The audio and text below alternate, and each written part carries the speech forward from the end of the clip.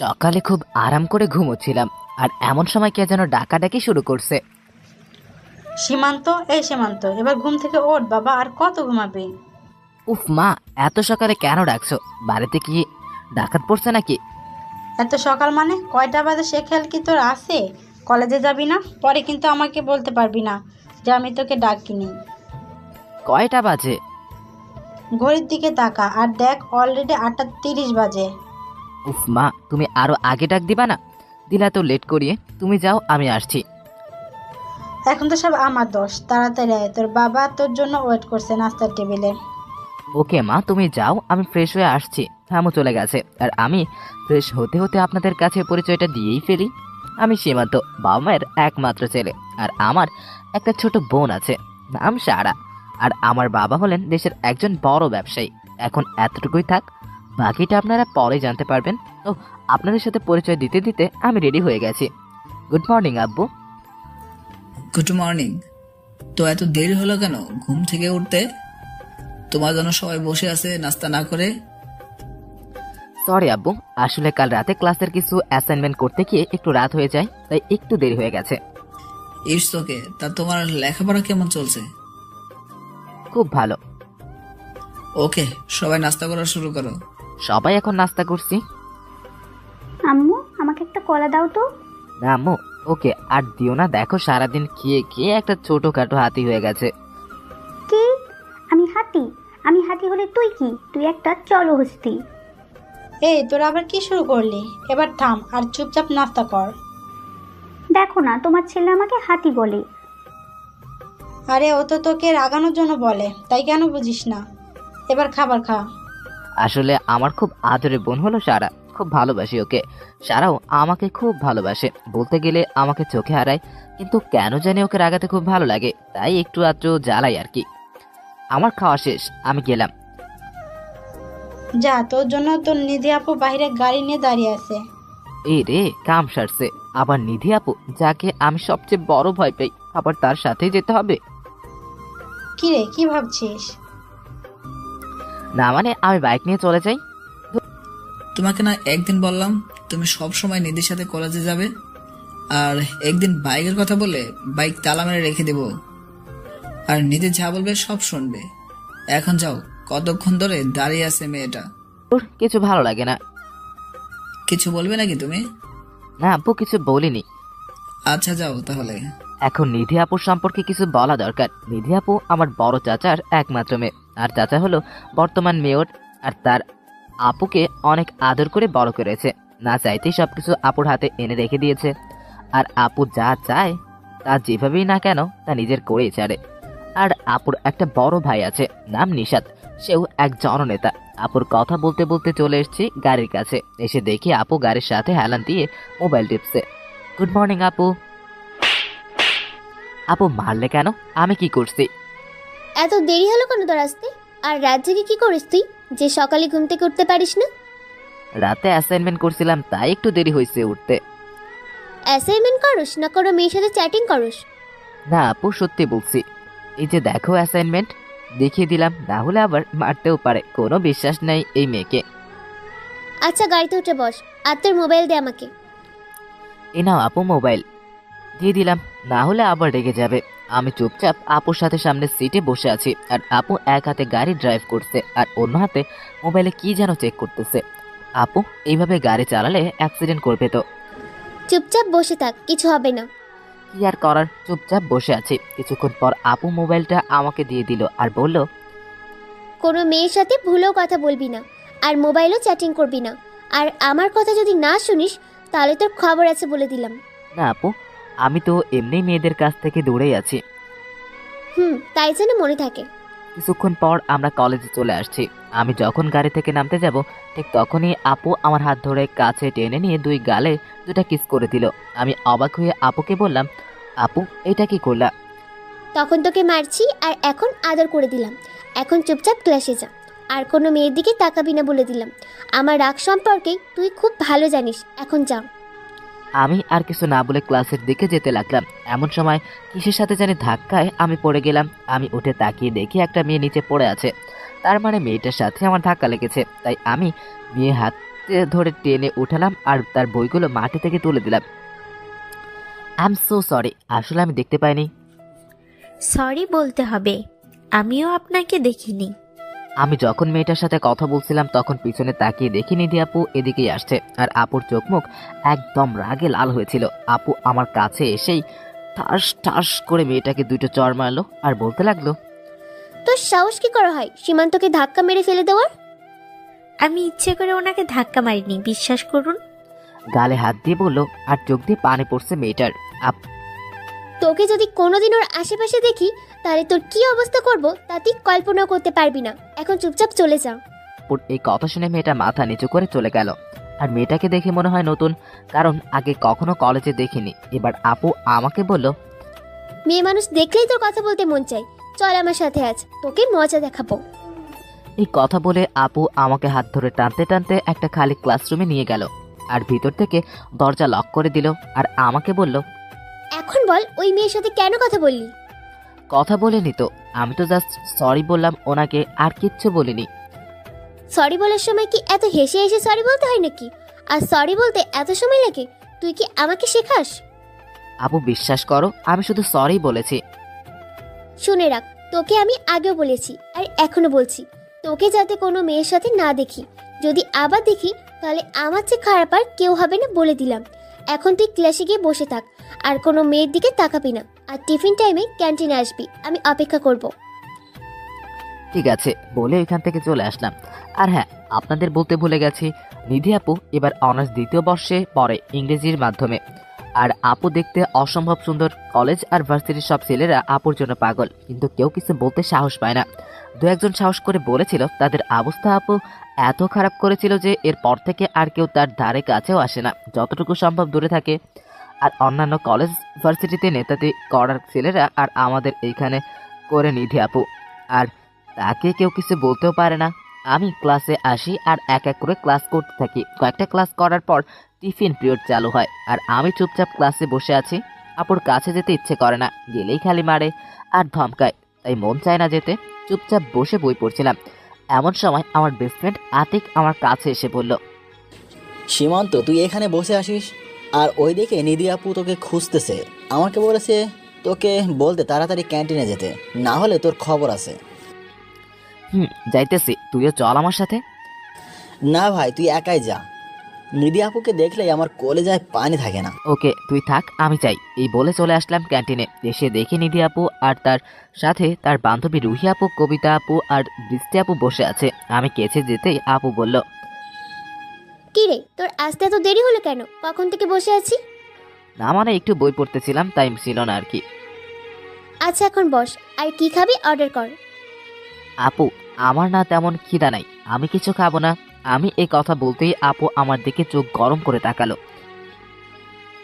আমি তোকে খাবার অর্ডার করতে বলেছি, বেশি কথা বলবি না বলে দিলাম। আচ্ছা আপনি অর্ডার করুন, আপনি যা বলবেন তাই খাবো। এই তো গুড বয়। তারপর আপু বেশ কিছু খাবার অর্ডার করলো। আমি চুপচাপ খেতে লাগলাম। মাঝে মাঝে খেয়াল করে দেখি আপু খাওয়া বাদ দিয়ে আমার দিকে তাকিয়ে থাকে, আর আমি তাকাতেই মুচকি হেসে চোখটা নামিয়ে নেয়। আমি অল্প কিছু খেয়ে সেখান থেকে চলে আসি। আর আসার সময় আপু বলে ছুটি হলে যেন আমি তার জন্য দিয়ে থাকি, একসাথে বাসায় যাবে।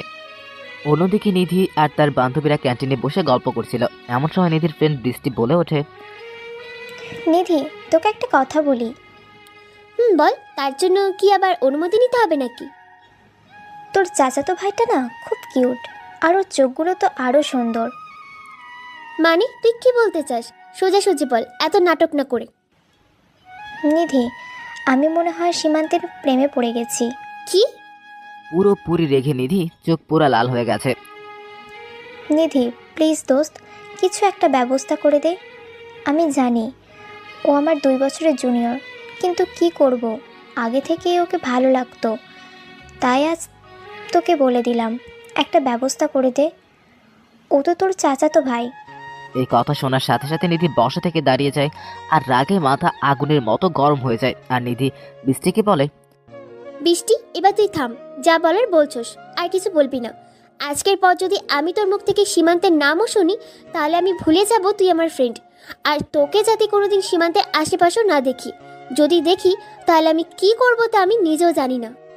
এই কথা নিধি সেখান থেকে চলে যায়। আর বৃষ্টি সহ সবাই ওখানেই বোকার মতো দাঁড়িয়ে থাকে। নিধি অনেক রাগী সবাই জানে, কিন্তু সীমান্তের কথা বলতেই এতটা রেগে যাবে কেউ ভাবেনি। কলেজ ছুটির পর আমি আপুর গাড়ির কাছে দাঁড়িয়েছিলাম। এমন সময় দেখি আপু আসতেছে, কিন্তু আপুর মুখটা কেমন জানি গম্ভীর দেখাচ্ছে, মনে হয় কোনো বিষয় খুব চিন্তায় আছে। আর আপু আমার কাছে এসেই আমাকে বলল, সীমান্ত, তুই আর কোনো সময় বৃষ্টির সাথে কথা বলবি না, এমনকি ওর সামনে কখনো যাবি না, ওর থেকে দূরে থাকবি। কেন আপু? বৃষ্টি আপু আবার কি করলো? উনি তো খুব ভালো। এই কথা বলে মনে হয় খুব বড় ভুল করেছি। আপু দেখে রেগে গেছে। ওই কি বলি তুই? বৃষ্টি খুব ভালো, আর আমি কি তোর কাছে জানতে চাইছি নাকি যে কে ভালো আর কে খারাপ? তুই শুধু ওর সাথে মিশবি না। কিন্তু কেন তা বলবে তো? কেন মিশবি না তা তো যারা লাগবে না, আমি যা বলবো তাই শুনবি। এখন গাড়িতে বস। আমি আর কিছুই বললাম না, কারণ আপু একবার যা বলবে তাই শুনতে হবে, না হলে আবার হিতে বিপরীত হতে পারে। আপু দেখছে গাড়ি চালাচ্ছে আর কি যেন ভাবছে। আমি ভয় কিছু জানতে চাইনি। আর কিছুক্ষণ পরেই আমার বাসায় চলে আসি। যখন আমি গাড়ি থেকে নামছি তখন আপু বলল, শোন, এখন বাসায় গিয়ে রেস্ট নিবি, আর কোথাও যাবি না। আর রাতে আমি কল দেবো, রিসিভ করবি। না ধরলে বাসায় এসে তোর ক্লাস আমি নিব। আচ্ছা আপু ঠিক আছে, আমি কল ধরবো। ওকে, ভিতরে যা। আমি চলে আসলাম। আর আমি যতক্ষণ না ভিতরে যাই ততক্ষণ পর্যন্ত আপু বাইরে গাড়ি নিয়ে দাঁড়িয়ে থাকে। আমি ভিতরে গেলে পরে চলে যাই। আমি বুঝি না আপু আমার প্রতি কেন এত নজরদারি করে। বাসায় আসার পর ফ্রেশ হয়ে আসলাম। আম্মু খাবার দিল, আমি খেয়ে রুমে চলে আসলাম। আর এভাবেই দিন পেরিয়ে রাত হয়ে গেল। রাতে কিছুক্ষণ পরার পর আম্মু খাবার খেতে ডাকে। নিচে গিয়ে দেখি সবাই বসে আছে টেবিলে। আমি গিয়ে সবার সাথে খাওয়া শুরু করলাম। তখন আব্বু বলল, সীমান্ত, আজ ক্লাস ঠিকঠাক মতো করছো? কোনো সমস্যা হয়েছে? না আব্বু, কোনো সমস্যা হয়নি। ওকে, ভালো। কোনো সমস্যা হলে আমাকে সাথে সাথে জানাবে। ঠিক আছে আব্বু। এবার সবার সাথে টুকটাক কথা বলে খাবার খেয়ে রুমে চলে আসলাম। এসে মোবাইলের দিকে তাকিয়ে আমার চোখ চরক গাছ উঠেছে, কারণ আপু আমাকে 10 বার কল দিয়েছিল। তাই আমি সাথে সাথে আপুকে কল ব্যাক করি।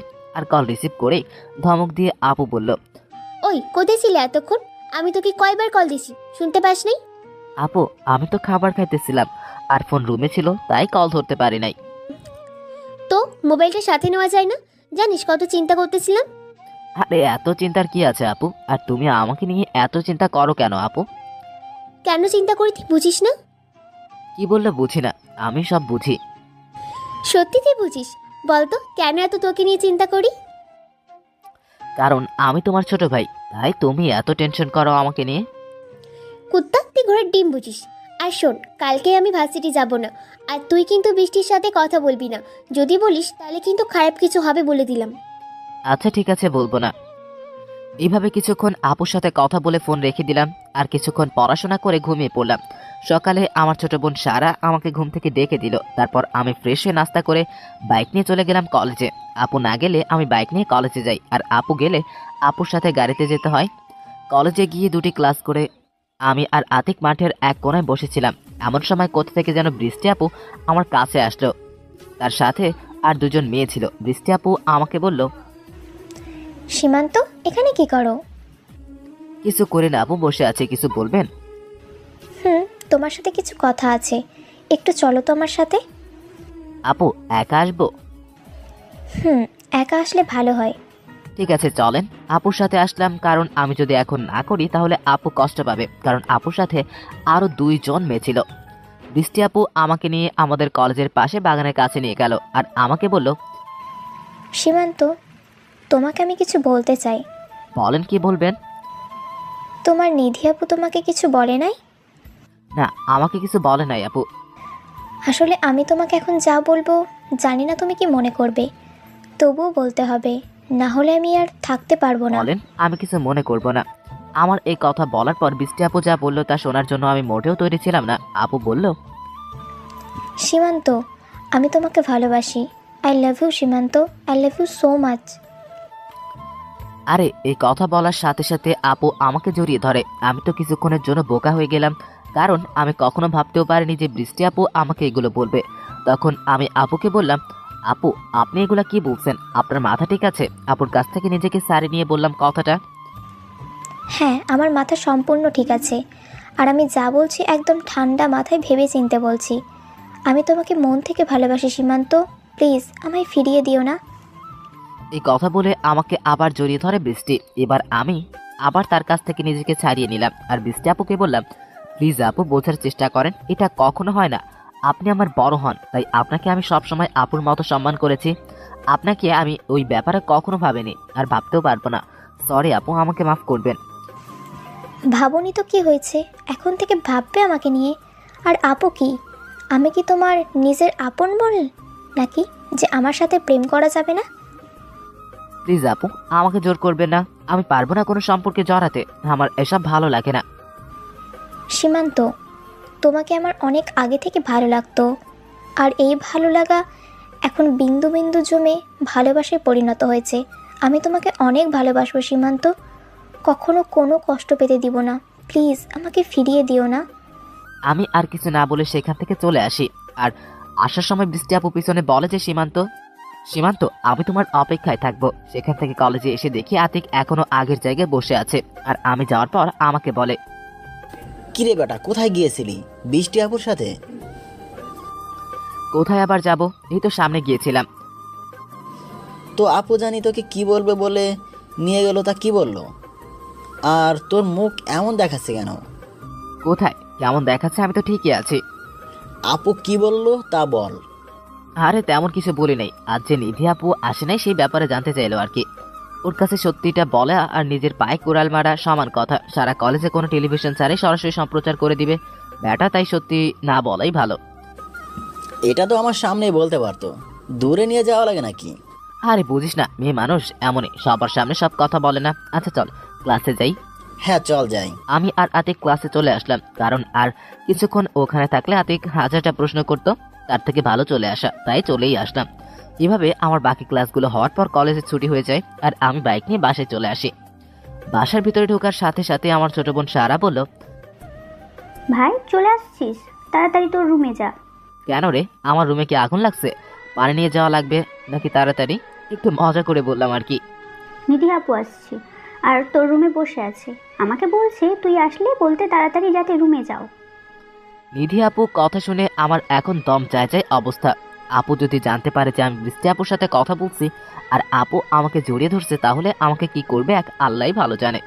তাই মনে মনে দোয়া দরুদ পড়ে আমার রুমের সামনে আসলাম। এসে দেখে আপু আমার রুমের দেওয়ালে টানানো আমার ছবিটার দিকে তাকিয়ে আছে। আমি বুকে সাহস নিয়ে আপুকে বললাম, আরে আপু, আপনি কখন আসলেন? মুখে একটু হাসির ভাব নিয়ে বললাম, কিন্তু ভয়ে ভিতরটা কুকড়ে যাচ্ছে ভাই। আজ কলেজে কি করছস? মনে মনে যা ভাবলাম তাই হলো। আপু মনে হয় জেনেই গেছে, কিন্তু কেমনে জানলো আল্লাহ জানে। আমিও কিছু না জানার ভনিতা করে বললাম, আমি তো কিছু করি নাই আপু, কেন, কি হয়েছে? তুই আজ বৃষ্টির সাথে কথা বলছস? না আপু, আমি কথা বলি নাই। কথা বলস না তাহলে এগুলো কি দেখ? এই কথা বলে আপু তার ফোনটা আমার দিকে এগিয়ে দিল।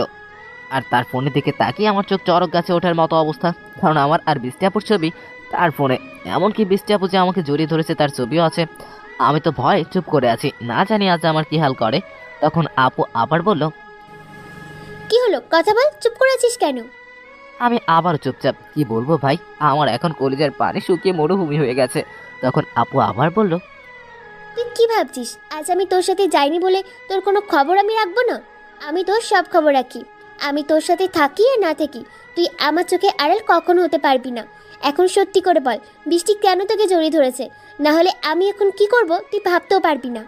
আমি নিধি আপুর রাগে ভয়ঙ্কর চেহারা দেখে সব সত্যি কথা বলেই দিলাম। আর আমার মুখ থেকে এই কথা শোনার পর নিধি আপু বলল, কি বললি? বৃষ্টি তোকে প্রপোজ করেছে? আপুর চেহারার দিকে তাকানো যাচ্ছে না, এত পরিমাণ রেগে আছে। তুই কি বলছিস ওকে? আমি না করে দিছি আর বলছি আমি কোনো সম্পর্কে জড়াতে চাই না। আচ্ছা তুই থাক, আমি যাই, আমার একটা কাজ আছে। আর কোনো মেয়ে যদি কল দেয় ধরবি না বলে দিলাম। এই কথা বলে নিধি চলে গেল। কিন্তু একটা বিষয় খেয়াল করলাম, আপু তো খুব রেগে আছে, কিন্তু আমাকেও তেমন কিছু বলে নাই। আল্লাহ জানে এখন কি করে। অন্যদিকে নিধি শুধু ভাবছে আমি বৃষ্টিকে না করার পরেও ওর সাহস হলো কিভাবে সীমান্তকে প্রপোজ করার। আবার বৃষ্টি ওকে জড়িয়ে ধরছে, আমার জিনিসে হাত দেওয়ার মজা ওকে বোঝাবো আজ। এসব ভেবে নিধি বৃষ্টিকে কল দেয়। হ্যালো বৃষ্টি, কোথায় তুই? আমি তো বাসায়। কেন, কিছু বলবি? বলবো। তোদের বাসার পেছনে মাঠে আয়, আমি দাঁড়িয়ে আছি। আজ ক্লাসের পড়াগুলো জানতে হবে। ওকে, তুই 5 মিনিট দাঁড়া, আসতেছি। এই কথা বলে কল রেখে দেয়। আর নিধির রাগ যেন ক্রমশই বাড়ছে। সে কি করবে তা সে নিজেও জানে না। নিধি শুধু জানে সীমান্ত একমাত্র ওর, আর নিধির জিনিসে কেউ হাত দিবে তা সে হতে দিবে না। নিধি এসব ভাবতে ভাবতেই বৃষ্টি চলে আসে।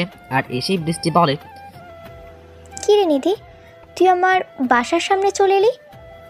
পড়া তো ফোন করেই জানতে পারতি। কেন, এসে কি তোকে বিপদে ফেললাম নাকি? আরে না, বিপদ কেন হতে যাবে? আর তুই কখনো এদিকে আসিস না তো, তাই বললাম আর কি। আচ্ছা, একটা কথা বলবি সত্যি করে? কি কথা বল, তোর কাছে কি আমি মিথ্যে বলি? আজ নাকি তুই সীমান্তকে প্রপোজ করছস? তোকে কে বললো এসব কথা? আমি যা বলছি তার উত্তর দে। তুই যেহেতু জেনেই গেছিস, তাহলে আর লুকিয়ে লাভ কি? হ্যাঁ, আমি সীমান্তকে প্রপোজ করেছি, কারণ আমি ওকে পছন্দ করি। আমি কিন্তু তোকে মানা করেছিলাম, বলেছিলাম সীমান্তের আশেপাশে না যেতে। আমি গেলে তোর সমস্যা কোথায়? তুই কে আমাকে না করার? তুই নাকি আজকে ওকে জড়িয়ে ধরছিস? হ্যাঁ, দৌড়ছি, তাতে কি হয়েছে? এই কথা বলার সাথে সাথে নিধি বৃষ্টিকে চর মারতে থাকে আর বলতে থাকে, বলেছিলি না সমস্যা কোথায়, এই দেখ কোথায় সমস্যা। এইভাবে বলতে থাকে আর বৃষ্টিকে মারতে থাকে। তখন বৃষ্টি বলে, নিধি, তুই আমাকে এভাবে কেন মারছিস? আমি তো কোনো তোর ক্ষতি করিনি। কি বলি তুই? আমার কোনো ক্ষতি করিসনি? তুই আমার সবচেয়ে বড় ক্ষতি করতে চাইছিস। তুই আমার কলিজায় হাত দিচ্ছিস। কলিজা? কে তোর কলিজা? কি আমার জানতে চাস? তাহলে শোন, সীমান্ত আমার কলিজা, আমার ভালোবাসা, আমার সব। আর তুই আমার সেই কলিজায় হাত দিচ্ছিস। আমি তোর সেই হাত আজ ভেঙে দিব। প্লিজ এমন করিস না, আমি না তোর বান্ধবী হই, মাফ করে দে নিধি। মাফ করবো তোকে? আমি তোকে না করার পরও তুই আমার কথা শুনিসনি। আর তুই কেন? আর যদি আমার আপন বোন হতো তাহলে আমিও ছাড়তাম না, কারণ যে নিধির জিনিসে হাত দেয় তার হাত নিধি ভেঙে দেয়। এই কথা বলে নিধি তার গাড়ি থেকে হকস্টিক বের করে আর এটা দিয়ে বৃষ্টির বাম হাতে 4টা বাড়ি মারে খুব জোরে, যার ফলে বৃষ্টির হাত ভেঙে যায়। তারপর যাওয়ার জন্য নিধি গাড়িতে ওঠে। আর যাওয়ার সময় নিধি বৃষ্টিকে বলে, শুধু একবার আমার কথা না শুনে সীমান্তর কাছে গেছিস, তার জন্য তোর এক হাত ভেঙে দিচ্ছি। আর যদি ভুলেও সীমান্তর কাছে যাওয়ার চেষ্টা করিস তাহলে তোর কী অবস্থা করব তা আমি নিজেও জানি না। এই কথা বলে নিধি গাড়ি নিয়ে চলে যায়। বৃষ্টিকে যখন নিধি মারছিল তখন কিছু ছেলে তা দাঁড়িয়ে দেখছিল, কিন্তু নিধির ভয়ে তারা কেউ বাধা দেয় নাই, কারণ সবাই জানে নিধিকে কিছু বললে তার ভাই নিশাদ কাউকে ছাড়বে না, তাই সবাই চুপ ছিল। নিধি যাওয়ার পর ওই ছেলেগুলো বৃষ্টিকে ধরে তার বাসায় দিয়ে আসে। আর এদিকে নিধি আমার রুম থেকে যাওয়ার পর আমি ফ্রেশ হতে ওয়াশরুমে যাই। আয়নার সামনে দাঁড়িয়ে দেখি নিধি আপু যে আমাকে চর মেরেছিল তার দাগ পড়ে গেছে আমার গালে। এখন চিন্তা হচ্ছে যে আম্মু যদি গালে দাগ দেখে কিছু বলে তাহলে আম্মুকে কি বলবো। আর এসব ভাবতে ভাবতে ফ্রেশ হয়ে নিচে যাই খাবার খেতে। আর এখন আমার ছোট বোন আমাকে বলে, ভাইয়া, তোর গালে এটা কিসের দাগ? মনে হয় কেউ চর মারছে। কিছু না, গালে মশা বসছিল আর এটাকে মারতে গালে দাগ পড়ে যায়। তখন পাশে থেকে আম্মু বলে ওঠে, সব কিছুতে এত কেয়ারলেস কেন তুই? এত জোরে কেউ থাপ্পড় দেয় গালে? কি অবস্থা করছিস দেখছিস? আমি বুঝতে পারিনি আর এমন হবে না, সরি আম্মু। আসলে এত বড় হয়েছে কিন্তু আম্মু আব্বু আজ পর্যন্ত কখনো আমার গায়ে হাত তোলেনি। আমরা দুই ভাই বোনকে তারা অনেক ভালোবাসে, যার জন্য আমাদের ছোট একটা আঘাতও তারা মানতে পারে না। পাশে তাকিয়ে দেখি আমার বোনটা মিটমিট করে হাসছে, কারণ এখনো অজানা। তখন আম্মু বলল, নিধি কেন আসছিল রে? কেন আবার আসবে, এমনি হাসছে। আর নিধি আপু তো প্রতিদিন আসে, এটা আবার নতুন কি? খুব শান্তভাবেই বললাম, তাতে কিছু বুঝতে না পারে। আসলে ঠিক তা নয়, মেয়েটা যখন আসলো দেখলাম চেহারাটা কেমন গম্ভীর ছিল, তাই তোকে বললাম তুই কিছু করছিস নাকি? অন্য সময় মেয়েটা কত হাসি খুশি থাকে। না মা, আমি কিছু করি নাই, হয়তো এমনি মন খারাপ ছিল। যাই বলিস, মেয়েটা খুব ভালো আর তোকে খেয়াল রাখে। তোর জন্য এমন একটা মেয়েকে বউ করে আনবো। আমি আর কিছু না বলে চুপচাপ খেয়ে রুমে চলে আসলাম, কারণ ওখানে কথা বললেই আম্মু আরো নানান কথা জুড়ে দিবে, তাই চলে আসলাম। এরপর বিকালে কিছু সময় বাইরে গিয়ে বন্ধুর সাথে আড্ডা দিয়ে সন্ধ্যায় বাসায় এসে যে পড়তে বসলাম তখন নিধি আপু কল দেয়। কি রে, কি করিস? এই তো আপু, পড়তে বসলাম মাত্র। এখন বই নিয়ে আমাদের বাসায় আয়, আমার সাথে পড়বি। না আপু, আজ না, কাল আসবো। গেলেই আপুর নানা রকম অত্যাচার, তাই যেতে মন চায় না। কি বললি? তুই আসবি না? তাহলে কিন্তু আমি এখন চাচিকে কল দিব। না না, আমি আসছি। কাউকে কল দেওয়া লাগবে না। এই মেয়েকে মোটেও বিশ্বাস নাই, কল দিয়ে আবার কি বলবে আম্মুকে। তাই আমি আমার কিছু বই নিয়ে আপুদের বাসায় চলে আসলাম। আসার সময় আম্মু জানতে চাইছিল কোথায় যাই। নিধি আপুর কথা বলার পর আর কিছু বলে নাই। আপু বাসায় এসেই চাচির সাথে দেখা, তখন চাচি বলে, কি রে সীমান্ত, তুই তো আমাদের বাসায় এখন আর আসিস না, খুব বড় হয়ে গেছিস। না চাচি, আসি তো। আসলে সারাদিন কলেজ করে বেশি সময় পাই না, তাই আর কি কম আসি। আপু কোথায়? এখন থেকে প্রতিদিন আসবি, নিধিও রুমে আছে, যা উপরে। আমি ওপরে চলে আসলাম। এসে দেখে আপু তার মোবাইলে কি যেন দেখতেছে আর মুসকে মুসকে হাসছে। আপুই এই মুসকে হাসিটা অনেক সুন্দর, যা বলে বোঝাতে পারবো না। আর তার সাথে ঠোঁটের নিচের তিলটা যেন সেই হাসির মহিমা আরো 1000 গুণ বাড়িয়ে দেয়। আপুর এই হালকা ঠোঁট বাঁকানো মুসকে হাসিটা বারবারই আমার মনে ভালো লাগা সৃষ্টি করে, কিন্তু তা কখনো আপুকে বলা হয়নি। আর এমন সময় আপু দেখে ফেলে যে আমি দাঁড়িয়ে আছি দরজার সামনে। আপু সাথে সাথে তার ফোনটা রেখে দিয়ে আমাকে বলে, কি রে, কখন আসলি? আর ভেতরে আয়।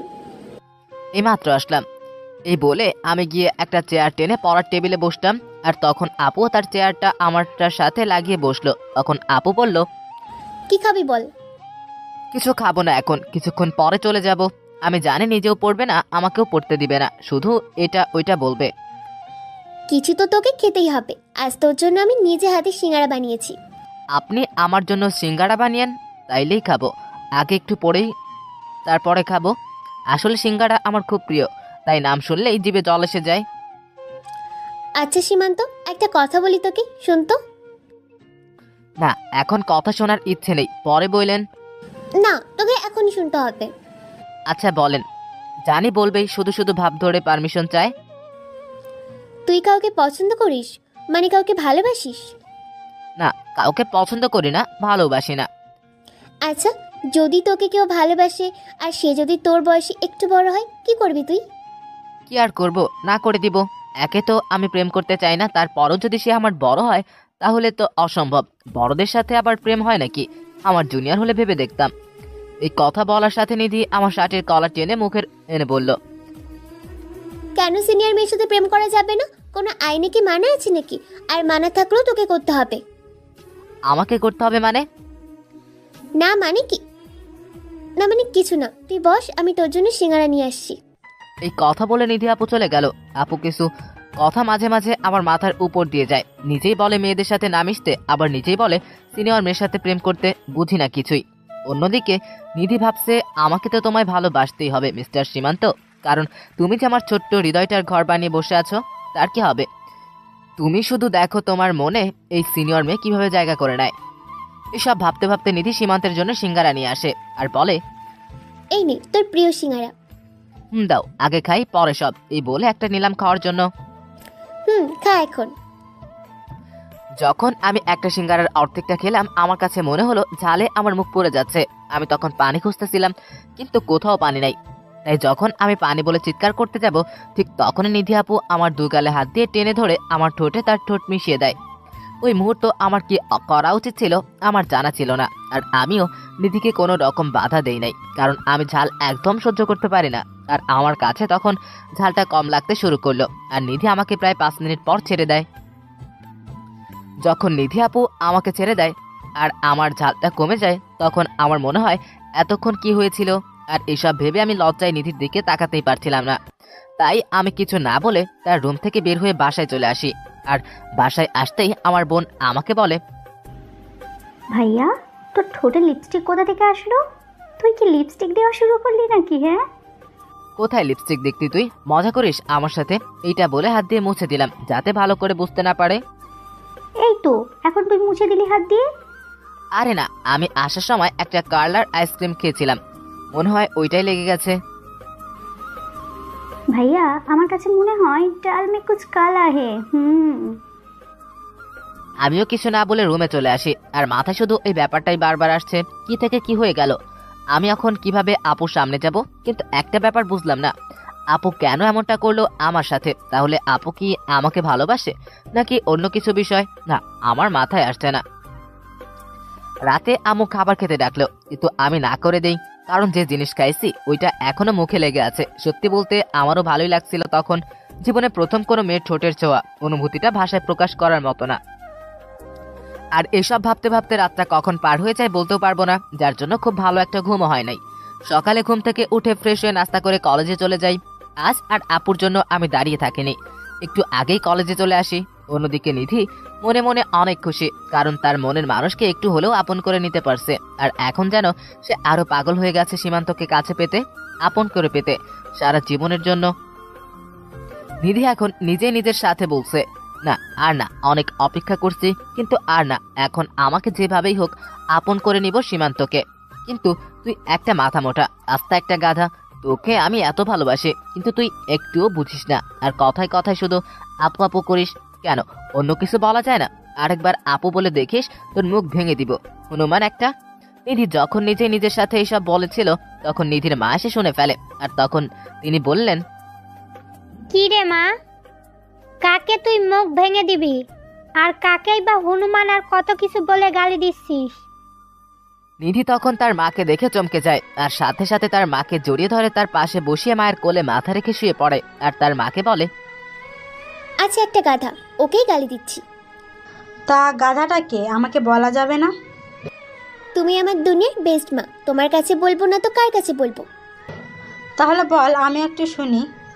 আচ্ছা মা, আমি যদি কাউকে পছন্দ করি তাহলে কি তোমরা তাকে মেনে নেবে? নিধির মা তার মেয়ের নাকটা টেনে দিয়ে বলে, কেন মেনে নিব না? অবশ্যই মেনে নিব, কারণ তুই সুখে থাকলে আমরাও সুখী। আচ্ছা, এটা যদি আমার একটু ছোট হয় তাহলে তোমাদের কোনো সমস্যা হবে? আমাদের কেন সমস্যা হবে? জীবনটা তোর, আর তুই সবচেয়ে ভালো বুঝিস কিভাবে তুই ভালো থাকবি আর কার সাথে সুখী থাকবি। যদি তোরা একে অপরকে পছন্দ করিস বা ভালোবাসিস, তাহলে বিষয়টা তাহলে বয়সটা কোনো বিষয় না। তোর যা ভালো লাগে কর, আমরা তোর পাশে আছি। নিধি তখন খুশিতে তার মাকে জড়িয়ে ধরে কেঁদে দেয় আর বলতে থাকে, আমি জানতাম তোমরা আমার কথা কখনো ফেলবে না, তোমরা হলে পৃথিবীর সবচেয়ে ভালো বাবা মা। হয়েছে পাগল মেয়ে, তার জন্য কি এখন কাঁদতে হবে নাকি? আর এখন বল, কোন সে জুনিয়র ছেলে যে আমার পরীর মতো মেয়ের মন চুরি করছে? একদিন বাসায় নিয়ে আয়, আমরাও দেখি। এখন না, পরে আমি নিয়ে আসবো। আর কয়েকটা দিন অপেক্ষা করো, দেখবে তোমাদের জামাইকে তোমাদের সামনে এনে দাঁড় করাবো। আচ্ছা নিয়ে আসিস। আজ তুই ভার্সিটি যাবি না? না, আজকে যাব না। আচ্ছা নিচে আয়, খেয়ে যা। এই কথা বলে নিধির মা চলে যায়। আর নিধি তো খুশিতে বাঁচে না যে সে যাকে ভালোবাসে তার পরিবার তাকেই মেনে নিবে। আর এদিকে আমি কলেজে এসে বন্ধুদের সাথে আড্ডা দিয়ে ক্লাস করতে থাকি। কিন্তু আজ নিধি আপু আর বৃষ্টি আপু দুজনের কেউ আসে নাই। বৃষ্টি আপু তো বলল আমার জন্য অপেক্ষা করবে, আর একদিন পরেই তার কোনো খবর নাই। এভাবেই ক্লাস শেষ করে বাসায় চলে যাই। বাসায় এসে খাওয়া আর সবার সাথে গল্প করে দিনটা পার করে দিলাম। কিন্তু মজার ব্যাপার হলো, আজ নিধি একবারও আমাকে কল দিল না। অন্যদিন একসাথে কলেজে যায়, আবার বাসায় আসে, রাতেও কল দেয়, কিন্তু আজ তার কিছুই করলো না।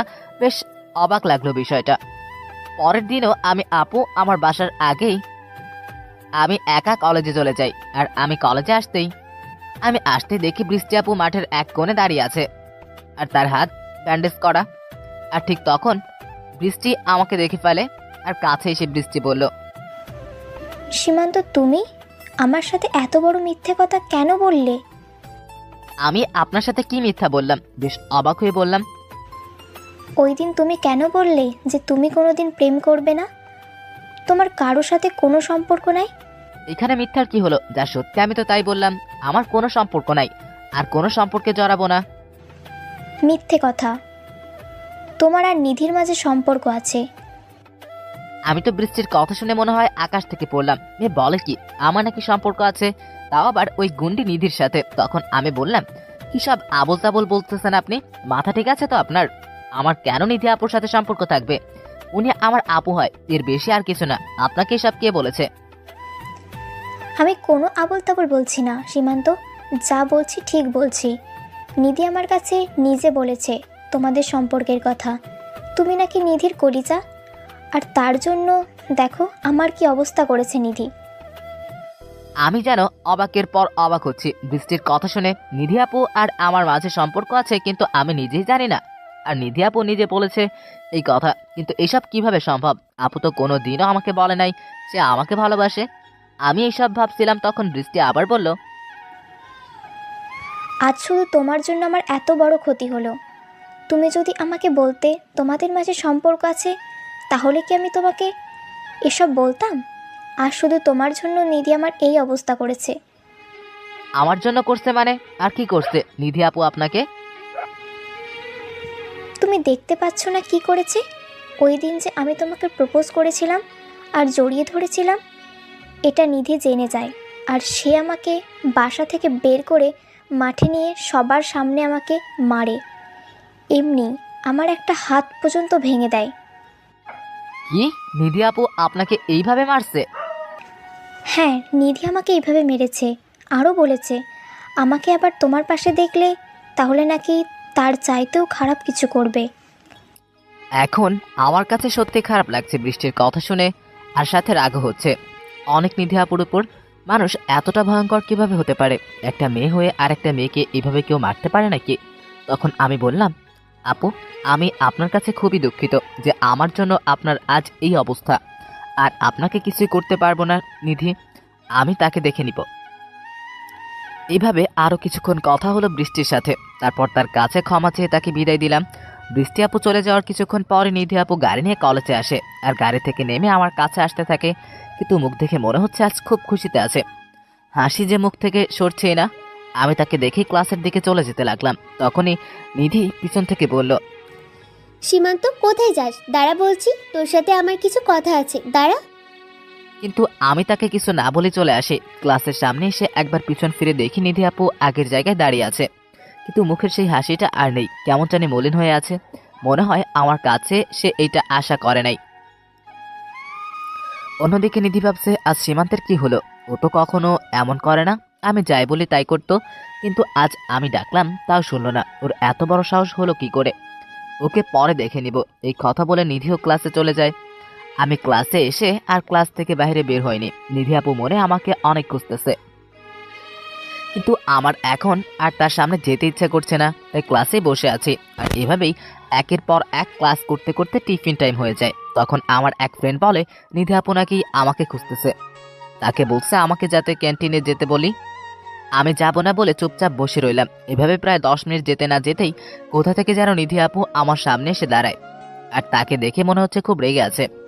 আমি কিছু বলার আগেই আমার হাত ধরে টেনে ক্যান্টিনে নিয়ে যায় আর বলে, কি রে, কি হয়েছে তোর? সকাল থেকে দেখছি আমার সাথে কথা বলছিস না, আমাকে এড়িয়ে চলছিস। আমি ডাকলাম তাও আমার ডাক কোনো সাড়া দিলি না। কি হয়েছে, সমস্যা কি তোর, বল। তাতে আপনার কি? আমি যার সাথে ইচ্ছা কথা বলবো, যার সাথে ইচ্ছা বলবো না। আপনি বলার কি? আমার আপনার সাথে কথা বলার ইচ্ছা নাই, তাই বলি নাই। বুকে অনেক সাহস নিয়ে কথাটা বললাম। জানি না কি হয় যে রাগী মেয়ে। আমার কথা শোনার সাথে সাথে নিধি আপু আমার গলা চেপে ধরলো আর চিৎকার করে বলল, তোর সাহস কি করে হয় আমার সাথে এভাবে কথা বলে? আর কি বলি তুই? যার সাথে ইচ্ছা কথা বলবি? বলে দেখা, তোর মুখ আমি ভেঙে দিব। তুই শুধু আমার সাথে কথা বলবি, আর কারোর সাথে না। আমি আর আপনার কোনো কথাই শুনবো না। আপনি আমার জন্য কেন বৃষ্টি আপুকে মারলেন? তার হাত কেন ভাঙলেন? আজ আপনার জন্য বৃষ্টি আপুর কাছে আমাকে ছোট হতে হয়েছে, কথা শুনতে হয়েছে তার কাছ থেকে। আমি কথাগুলো নিচের দিকে তাকিয়ে বললাম। কথাগুলো বলে আমি আপুর দিকে তাকিয়ে নিচেই ভয় পেয়ে যাই। রাগে আপুর চেহারা আগুনের মতো লাল হয়ে গেছে। তখন আপু বলল, বৃষ্টি তোর কাছে আবার এসেছিল? ওর সাহস হলো কি করে তোর কাছে আসার? তাতে আপনার সমস্যা কোথায়? আমার কাছে বৃষ্টি আপু আসুক আর যেই আসুক, আপনি বাধা দেওয়ার কে? আর বৃষ্টি আপু যদি আমাকে ভালোবাসে তাহলে আপনি কেন এমন করছেন? এই কথাটা বলার সাথে সাথে নিধি আমার মুখ চেপে ধরে আর বলে, আমি ছাড়া তোকে যদি কেউ ভালোবাসার কথা চিন্তা করে, তাকে আমি কি করব তা কেউ কল্পনা করতে পারবে না। তোকে আজ ভেবেছিলাম সবার সামনে সুন্দর করে প্রপোজ করব, কিন্তু তুই আর তা হতে দিলি না। আমি না করার পরও বৃষ্টির সাথে কথা বলছিস, আবার বলিস যে কেউ তোকে ভালোবাসতে পারবে। আর আমি বলার কে? এখন কান খুলে শুনে রাখ, আমি তোকে ভালোবাসি। শুধু ভালোবাসি বলে ভুল হবে, আমার জীবনের চাইতে বেশি ভালোবাসি। তুই শুধু আমার, আর আমার মানে শুধুই আমার। এই কথা বলে নিধি আমাকে খুব শক্ত করে জড়িয়ে ধরে, আর এত শক্ত করে জড়িয়ে ধরে যে আমার শ্বাস নিতেও কষ্ট হচ্ছিল। শরীরে এত শক্তি কোথায় থেকে পায় এই মেয়ে আল্লাহই জানে। তখন আমি খুব কষ্ট করে নিধির কাছ থেকে নিজেকে ছাড়িয়ে বলি, আপু আপনি কি বলেছেন একবার ভেবে দেখেছেন? আপনি আমার আপু হন, আর আমি আপনাকে সেই হিসেবেই সম্মান করি। আমি আপনার কথা মানতে পারবো না। আমি যা বলছি ঠিক বলছি, আমি তোকে ভালোবাসি, এটা আমার শেষ কথা। আমি জানি আমি তোর একটু বড়, কিন্তু তাতে আমার কোনো সমস্যা নেই। আর আমাকে কে কী বললো তাতে আমার কিছু আসে যায় না। আর তোর যদি কোনো সমস্যা থেকেও থাকে তাহলে কিছু করার নেই, নিজেকে সামলে নে। আমি বুড়ি হলেও তোকেই আমাকে বিয়ে করতে হবে। আমি নিধির কথা শুনে বেহুশ হবার অবস্থা। কোনো মানুষ যে এইভাবে একজনকে প্রেম নিবেদন করতে পারে তা নিধিকে না দেখলে বিশ্বাস করতাম না। আর প্রপোজ করা বললে ভুল হবে, ও তো আমাকে রীতিমতো থ্রেট করলো। তখন আমি বললাম, আপু আপনি বোঝার চেষ্টা করেন, এটা কখনো হয় না। আপনি আমার চাচাতো বোন, আর এটা পরিবারের কেউ মানবে না। আর পরিবার মানলেও আমার পক্ষে এটা কোনোভাবেই সম্ভব না। সীমান্ত, তুই ভালো করে জানিস এই নিধি একবার যা চায় তার না পাওয়া পর্যন্ত দু চোখের পাতা এক করতে পারে না। আর আমি তো তোকে আমার জীবনের চাইতে বেশি চাই। তুই কিভাবে ভাবলি আমি তোকে এত সহজে ছেড়ে দিব? তোকে তো আমার মনের ঘরে রাজা করেই ছাড়বো, হয় আপোষে করব, না হলে জোর করে করব, কিন্তু তুই শুধু আমার। আর এই কথা বলে নিধি ক্যান্টিনের সবার সামনে আমার ঠোঁটের ভিতর তার ঠোঁট বসিয়ে দেয়। আর আমার মাথায় চুল এমনভাবে খামচে ধরে যে আমি কোনোভাবেই ছাড়তে পারি না। তারপর সে তার ইচ্ছে মতো কিস করে প্রায় 6 মিনিট পরে আমাকে ছেড়ে দিয়ে হাঁপাতে হাঁপাতে বললে, এটা তো কেবল শুরু শোনা। নিধি খুব ভালো করেই জানে নিজের পছন্দের জিনিস কিভাবে নিজের করে নিতে হয়। আমি হাত দিয়ে ঠোঁটটা মুছে তাকে বললাম, এতগুলা মানুষের সামনে কিস করতে আপনার লজ্জা করে নাই? আর আপনি আমার চাচাতো বোন ছাড়া আর কিছুই না। আমি কখনো আপনাকে ভালোবাসবো না, আপনি যা করার করেন। রেগে গিয়েই কথাটা বললাম, কারণ সবার সামনে কিস করেছে এটা ভাবতেই কেমন যেন লাগছে। তখন নিধি আমার সামনে এসে বলে, তুই কি আমাকে চ্যালেঞ্জ করছিস মিস্টার সীমান্ত? ও মা গো, এই মেয়ে দেখি আবার সিনেমাটিক স্টাইলে অভিনয় করতে পারে। তখন আমি বললাম, হ্যাঁ আমি আপনাকে চ্যালেঞ্জ করছি। ওকে ঠিক আছে, তাহলে তুমিও দেখো এই নিধি কি করতে পারে। আমি আর কিছু না বলে সেখান থেকে চলে আসলাম। এসে ক্লাসে বসে বাকি ক্লাসগুলো করে বাসায় চলে আসি। অন্যদিকে নিধি বাসায় গিয়ে শুরু করেছে আর এক কাহিনী। নিধি বাসার ভিতর গিয়েই শুরু করেছে চিৎকার চেঁচামেচি। তার চিৎকার শুনে নিধির বাবা মা ভাই সহ সবাই একে একে হাজির। তখন নিধির বাবা বলে, কিরে মা, কি হয়েছে তোর? এভাবে চিৎকার কেন করছিস? কেউ কি তোকে কিছু বলেছে নাকি? না, আমাকে কেউ কিছু বলেনি। তখন নিধির ভাই নিশাদ বলে, তাহলে কি আমার বোনটা কোনো কিছু চায় নাকি? বল আমাকে, আমি আজকে তোকে এনে দিব। আমার সবাইকে উদ্দেশ্য করে কিছু বলার আছে, আর আমি যা বলবো তোমাদের তাই মানতে হবে। আর যদি না মানো তাহলে আমি কিছু একটা করে বসবো। আচ্ছা বল, তুই যা বলবি আমরা তাই করব। তাও তোর কিছু করতে হবে না। এখন বল কি বলবি? আমি বিয়ে করব। নিধি 7-5 না ভেবে এই কথা সরাসরি বলে দেয় সে বিয়ে করবে। আর নিধির মুখে আমার কথা শুনে পরিবারের সবাই প্রথমে কিছুটা অবাক হয়ে যায়, পরে নিজেদের সামনে নিয়ে বলে, বিয়ে করবি মানে কি? বিয়ে করব মানে বিয়ে করব, আর কোনো মানে নেই। এখন তোমরা বলো বিয়ে দিবে কিনা। ঠিক আছে দিব। বিয়ে করবি এটা তো খুশির খবর। আমি কাল থেকেই পাত্র দেখা শুরু করব। আমি কি তোমাদের বলেছি পাত্র দেখতে? বিয়ে করলে পাত্র দেখা লাগবে না? না লাগবে না, পাত্র আমি পছন্দ করেছি আর তাকেই আমি বিয়ে করব। মেয়ের কথা শুনে সবাই একদম বোকা হয়ে গেল। পাত্র নাকি মেয়ে নিজেই ঠিক করছে। তখন নিধির বাবা বলে, আচ্ছা পাত্র নিজে ঠিক করছিস, ভালো কথা। এবার বল পাত্র কি করে? পাত্রের বাবার নাম কি? পাত্রের নাম কি? আমরা বিয়ের প্রস্তাব পাঠাই। পাত্রকে তোমরা সবাই খুব ভালো করে চিনো। নিধির কথা শুনে নিধির ভাই বলে, আমরা পাত্রকে চিনি মানে? কে সে, নাম বল। তারপর নিধি যা বলে তা শুনে সবার মাথা ঘুরে যাবার অবস্থা। কারণ নিধি তখন বলে, পাত্রের নাম হচ্ছে সীমান্ত। আমি সীমান্তকে বিয়ে করতে চাই।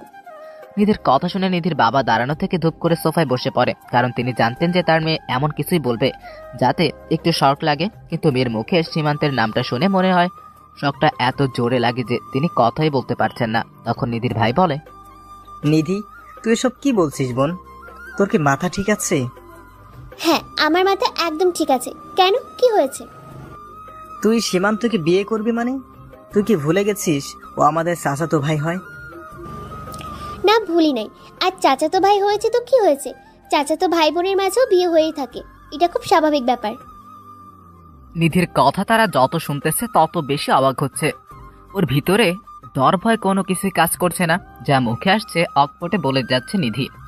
আসলে নিধি ছোট থেকে এরকম কাউকে ভয় পায় না। তখন নিশাদ বলে, কিন্তু সীমান্ত তোর থেকে ছোট, তুই কিভাবে ওকে বিয়ে করবি? আর সমাজের মানুষ কি বলবে?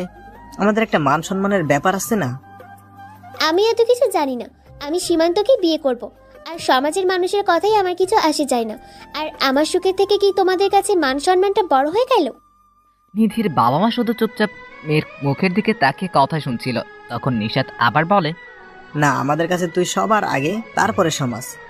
তোর সুখ মানেই আমরা সুখী। কিন্তু সীমান্ত কি রাজি হবে? কেন রাজি হবে না? 100 বার রাজি হবে। আমি আর সীমান্ত একে অপরকে ভালোবাসি। কি? হ্যাঁ, তোরা একে অপরকে ভালোবাসিস। কবে থেকে এগুলা করছিস তোরা? কখনো তোদের দেখে মনেই হয়নি তোরা দুজন দুজনকে ভালোবাসিস।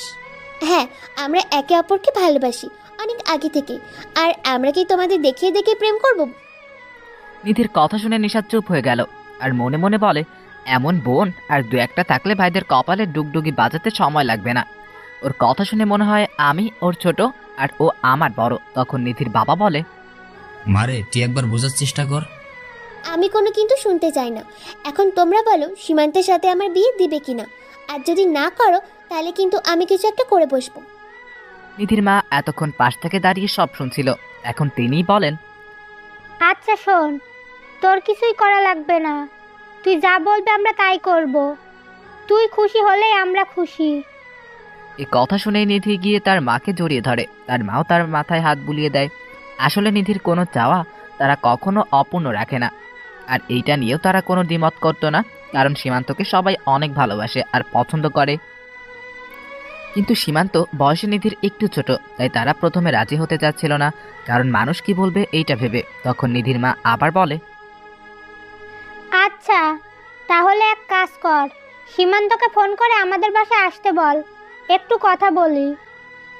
এই কথা শুনে নিধি একটু চিন্তায় পড়ে যায়, কারণ সীমান্ত আসলেই নিধি ধরা পড়ে যাবে যে সীমান্ত তাকে ভালোবাসে না। তখন নিধি বলে, আরে না না না না, সীমান্ত এখন আসবে না। ও এখানে কেন আসবে? আরে আসলে সমস্যা কোথায়? ওর কাছেই তো জানা লাগবে এখনো বিয়ে করবে কিনা, কারণ ও তো এখনো পড়ালেখা করছে। ওর মতামত নিয়েই তবেই না হয় ওর বাবা মার সাথে আলাপ করি। ও তো আগে থেকেই রাজি। ও লজ্জায় আর ভয়ে চাচু আর চাচির কাছে আমাদের সম্পর্কের কথা বলতে পারে নাই। আর ওর নাকি তোমাদের সামনে আসতেও লজ্জা পায়, তাই আসবে না। এখন তোমরা সরাসরি ছোট চাচুর সাথে এ বিষয়ে কথা বলো। নিধির কথা শুনে নিধির মা বলে, আচ্ছা তুই তো রুমে যা, আমরা এ বিষয়ে কথা বলছি, দেখি কি করা যায়। আমি যাচ্ছি, কিন্তু কথা যাতে নচ্চার না হয়, তাহলে কিন্তু খবর আছে। এই কথা বলে নিধি তার নিজ রুমে চলে যায়। আর তার পরিবারের সবাই মিলে সিদ্ধান্ত নেয় যে সীমান্তের সাথে নিধির বিয়ে দিবে, কারণ যেখানে দুজন দুজনকে ভালোবাসে সেখানে তার পরিবারে বাধা হতে চায় না। এদিকে নিধি রুমে এসে খুশিতে নাচতে থাকে যে সীমান্তকে খুব তাড়াতাড়ি তার জীবন সাথী হিসেবে পেতে যাচ্ছে। আর এসব ভাবতে ভাবতেই নিধি সীমান্তকে কল দেয়। এইদিকে আমি কলেজ থেকে বাসায় এসে খাওয়া দাওয়া করে চুপচাপ শুয়ে আছি, কিন্তু ঘুম আসছে না। এমনি বাইরেও যায়নি আড্ডা দিতে, আর ঘুম আসবেই কেমন করে? ওই গুন্টিটা যাই টেনশন দিয়ে রাখছে, এত টেনশন দিলে কি আর ঘুম ধরে? আমি ওইসব শুয়ে শুয়ে ভাবছিলাম, ঠিক তখনই দেখি আমার মোবাইল বাবাজি আমাকে ডাকতেছে। তাকে দেখি এ তো নিধি। গুন্ডির ফোন যায় না, আবার কি বলবে ফোন ধরলে, তাই প্রথমে বার ধরলাম না, এরপর আরো 2 বার দিল, তাই ধরলাম, কারণ এই গুন্ডির বিশ্বাস নাই রাগ উঠলে আবার বাসায় এসে কিছু করে বসবে।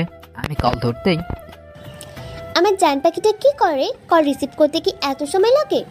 ওই কি আপনার জান পাখি? এখানে কোনো জান পাখি মান পাখি নাই। তুমিই তো আমার জান পাখি, আমার কলিজার টুকরো, আমার ভালোবাসা। নিধির মুখে এসব শুনতে আমার কাছে কেমন যেন লাগছিল, তাই আমি বললাম, আপু প্লিজ এসব বললেন না, আমার কাছে কেমন যেন লাগে। ও মা!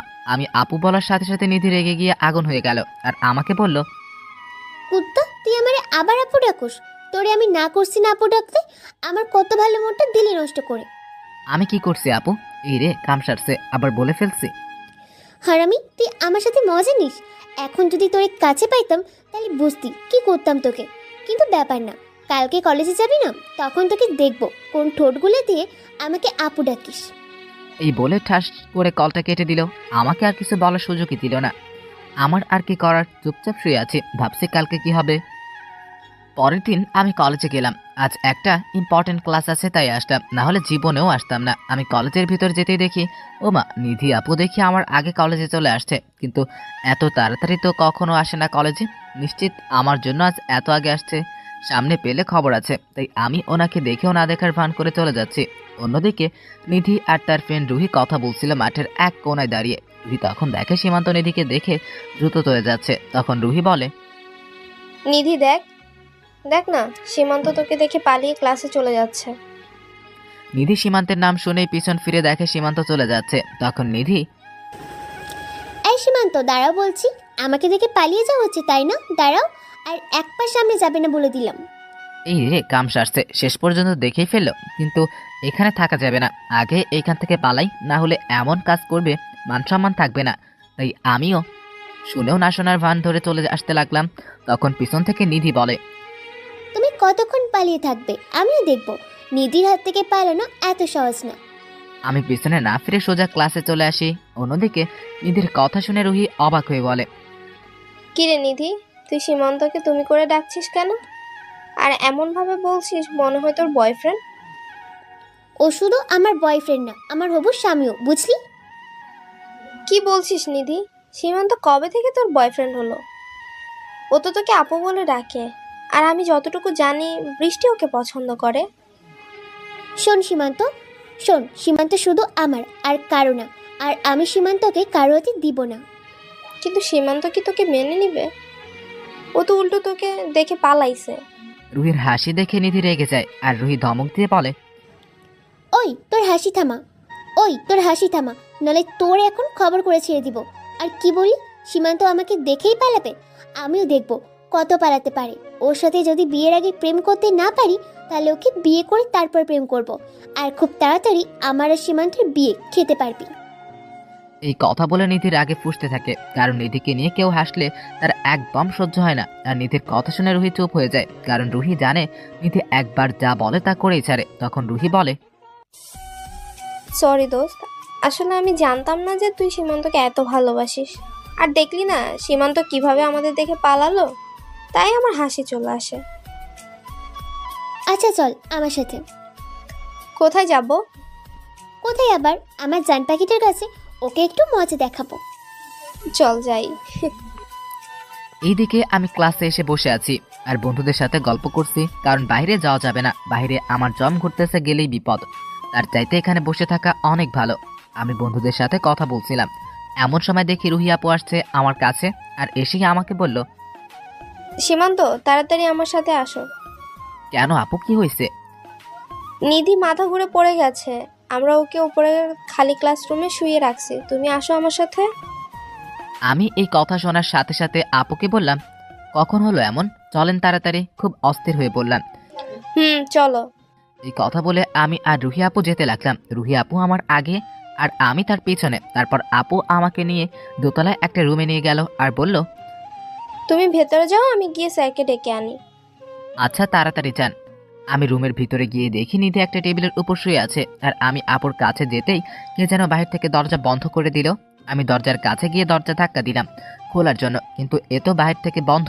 তখন পিছনে তাকিয়ে দেখি নিধি আমার দিকে তাকিয়ে হাসছে আর আমাকে বলে, কি মিস্টার সীমান্ত, দরজা খুলো না। আপু আপনি না অসুস্থ? অসুস্থ ছিলাম, কিন্তু ডক্টর এসে গেছে, এখন সুস্থ। কে ডাক্তার, আর কোথায় ডাক্তার?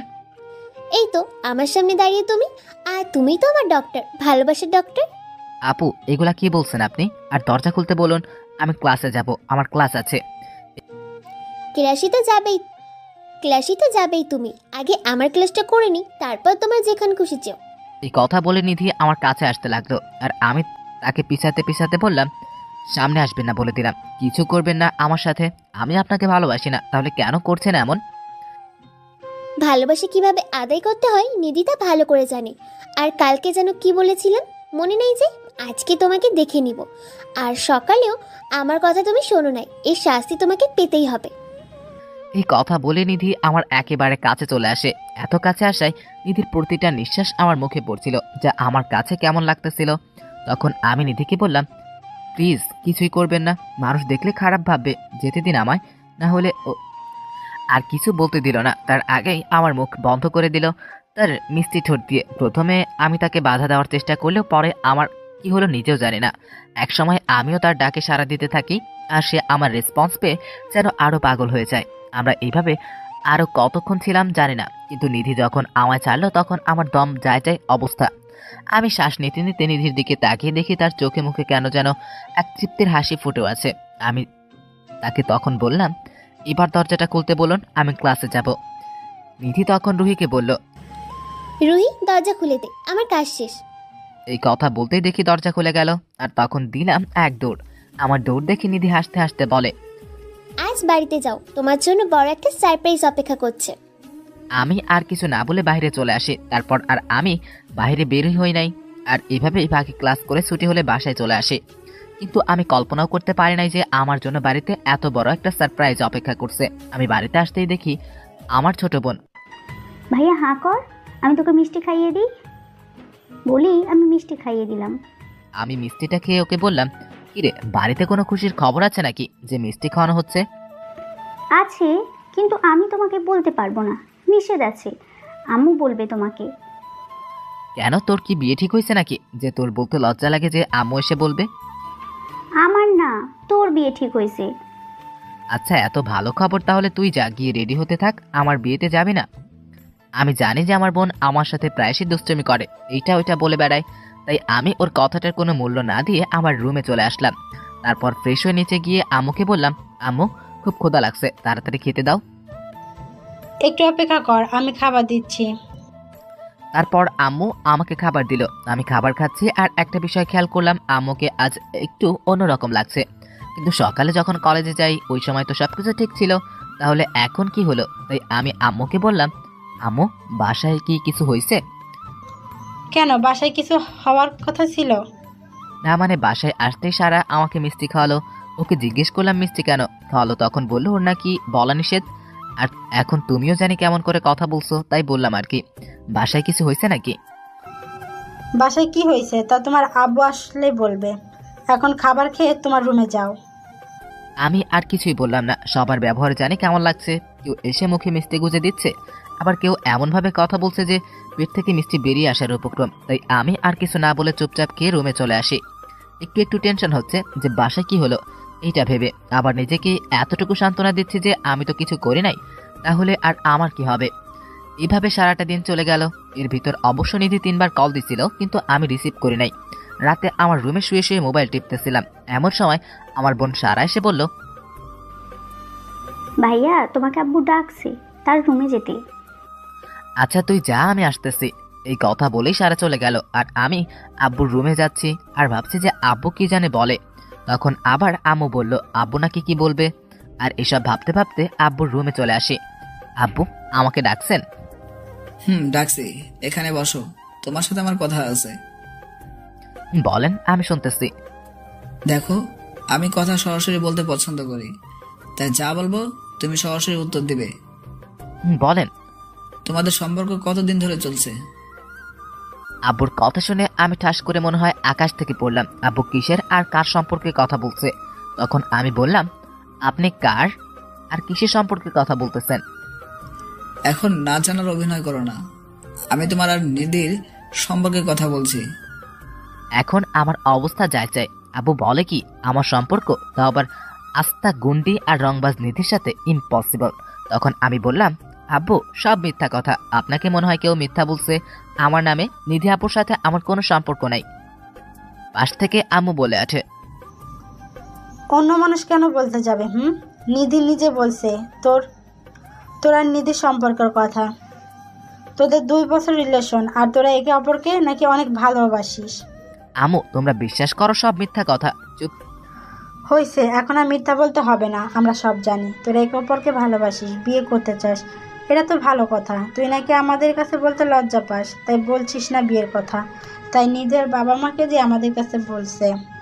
করে বসে আছি, মাথার উপর দিয়ে এমনভাবে কথাগুলো যাচ্ছে যে আমি যে কোনো সময় অজ্ঞান হতে পারি।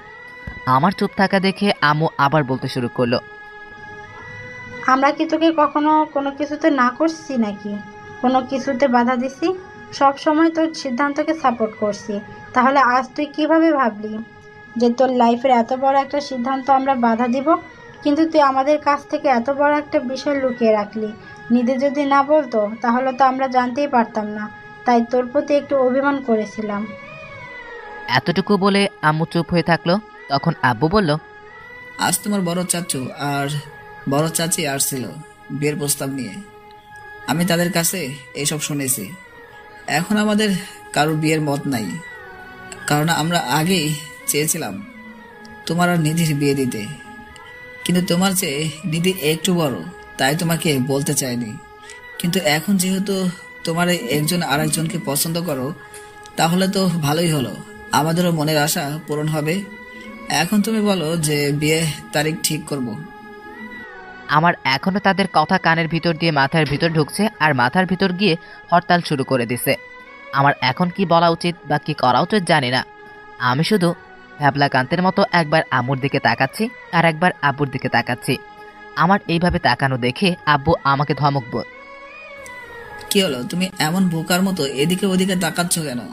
বলো, কবে বিয়ে করতে চাও? নাকি আমরাই আগামী মাসে বিয়ে ডেট ঠিক করে ফেলবো? আমাকে ধমক দিয়ে বলল, না, আমার মনে হয় এদের কথা শুনে আর নিজেকে ঠিক রাখতে পারলাম না। আমি শুধু বিয়ে, ডেট, তারিখ, হরতাল হরতাল সেন্সলেস হয়ে পড়ে গেলাম। আমি কি বললাম আমি নিজেও জানি না, কারণ এত সুন্দর মিথ্যা কথা শুনে কয়জনই বা পারে নিজেকে ঠিক রাখতে। এদিকে সীমান্তের এভাবে সেন্সলেস হয়ে পড়ে যাওয়া দেখে তার বাবা মা বোকা হয়ে যায়, কারণ বিয়ের কথা শুনে ছেলে অজ্ঞান হয়ে যাবে তারা ভাবতেও পারেনি। তখন তারা ডাক্তারকে কল দেয়, আসতে তারা সাথে নিধির বাসায় খবর পাঠায়। অন্যদিকে সীমান্তের অজ্ঞান হওয়ার কথা শুনে নিধি পাগল হয়ে ছুটে আসে সীমান্তের বাসায়। এসে সবার কাছে জানতে চায় সীমান্তের কি হয়েছে। সারা তখন নিধির কাছে পিছনের সব ঘটনা খুলে বলে, আর এসব শুনে নিধির মনে মনে হাসতে থাকে। বলে, শুধু এতটুকু করলাম তাতেই অজ্ঞান, বাকিটা তো এখন বাকি আছে। আমার যখন জ্ঞান ফিরল তখন দেখি নিধি আমার মাথার পাশে বসে আমার চুলে হাত বুলিয়ে দিচ্ছে, আর আমাকে চোখ খুলতে দেখে একটা হাসি বলল, আমার জান পাখিটার কি হয়েছে? বিয়ের কথা শুনে কেউ কি সেন্সলেস হয়ে যায়? হাই হাই, নিধি কিভাবে এই কথা জানলো যে আমি বিয়ের কথায় অজ্ঞান হয়ে গেছি? মান সম্মান আর আমার কিছুই থাকলো না। তখন আমি বললাম, আরে রাখেন আপনার বিয়ে, আপনি কি বলছেন চাচা চাচির কাছে? কেন, আমি আবার কি করলাম? আর কাকেই বা কি বললাম? আপনি চাচা চাচি আর আমার বাবা মার কাছে কেন বলছেন যে আমাদের মাঝে রিলেশন আছে? আমি তো যা সত্যি তাই বললাম। সত্যি মানে আমি কখন আপনাকে ভালোবাসলাম? সব মিথ্যা কথা। মিথ্যা কেন হবে? তুমি আমাকে ভালোবাসো আর নাই ভালোবাসো, আমি তো তোমাকে ভালোবাসি, আর এখন তোমাকে বিয়েও করব। দেখেন, আমি আপনাকে বিয়ে করতে পারবো না, এই বিয়ে আমি ভেঙে দিব। এই কথা বলার সাথে দিদি আমাকে ধাক্কা মেরে বিছানায় শুইয়ে দিল, আর আমার উপর উঠে বসে আমার গলা চেপে ধরে তারপরে বলে, আমি তোর সাথে ভালোভাবে কথা বললি তুই মাথায় চড়ে বসিস। শোন, বিয়ের বিষয়ে যদি উল্টাপাল্টা কিছু বলিস তাহলে তোর খবর আছে। দেখছেন কত বড় ডাইনি একটা, কথায় কথায় খালি ধমক দিবে, চট দিবে। আমার নাকি আবার এই মেয়েকে বিয়ে করতে হবে। তখন আমি বললাম, আমি আপনাকে কেন বিয়ে করতে যাব? কথায় কথায় আপনার হাতে থাপ্পড় খাওয়ার জন্য? কিছু হলেই আমার সাথে রাগ দেখান, যখন তখন আমাকে ধমক দেন। এই বলে, এই হলো আপনার ভালোবাসা? আর আমার এরকম ভালোবাসার কোনো প্রয়োজন নাই। ও মা! আমার এই কথা বলার সাথে সাথে নিধি কান্না করে দিয়ে আমাকে জড়িয়ে ধরলো, আর কান্না করতে করতে বলে, তুমি বিশ্বাস করো সীমান্ত, আমি তোমাকে অনেক ভালোবাসি। তোমাকে ছাড়া আমি বাঁচতে পারবো না। আমি জানি আমি তোমার সাথে রাগ করি, ধমক দিই, কিন্তু সব কিছু শুধু তোমাকে নিজের করে পাওয়ার জন্য এমন করেছি। তুমি যাতে কোনো মেয়ের সাথে কথা বলতে না পারো বা কারো প্রেমে পড়তে না পারো, তাই তোমাকে সবসময় চোখে চোখে রাখতাম। কারণ আমার ভয় হতো তুমি যদি অন্য কারো হয়ে যাও, অথবা আমি যদি তোমাকে হারিয়ে ফেলি, তাহলে আমি যে বেঁচে থেকেও মরে যাব। আর তাই আমি সবসময় তোমাকে নিজের কাছে রাখতে চাইতাম। আর আমি সব কিছু করেছি শুধুমাত্র আমার ভালোবাসাটাকে বাঁচিয়ে রাখার জন্য, কারণ ভালোবাসা ছাড়া বেঁচে থাকাটা যে মৃত্যুর সমান। নিধির কথা শুনে আমি পুরা স্তব্ধ হয়ে গেছি। একটা মানুষ আমাকে এতটা ভালোবাসে যে আমাকে পাওয়ার জন্য এত কিছু করছে, আর নিধি এখনো আমাকে জড়িয়ে ধরে কান্না করতেছে। তখন আমি বললাম, এত ভালোবাসে না আমাকে? বলেই তার মাথায় একটু হাত বুলিয়ে দিলাম। আমি নিধির মাথায় হাত বুলিয়ে দিতেই নিধি আমাকে বুক থেকে তার মাথাটা উপরে তুলে আমার মুখের দিকে তাকিয়ে বলতে থাকলো কিছুক্ষণ, পরে আবার বলতে লাগলো, অনেক ভালোবাসি তোমাকে, আর ভালোবাসি বলেই আজ এত কিছু করলাম।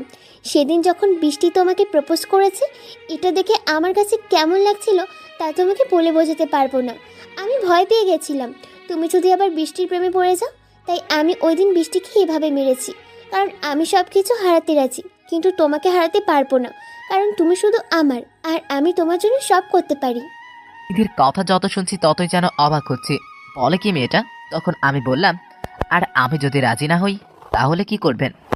নিধি কিছুটা রেগে গিয়ে বলল, এতক্ষণ আমার কথা শুনে তোমার কাছে কি মনে হয় আমি যার জন্য এত কিছু করলাম তাকে এত সহজে ছেড়ে দেব?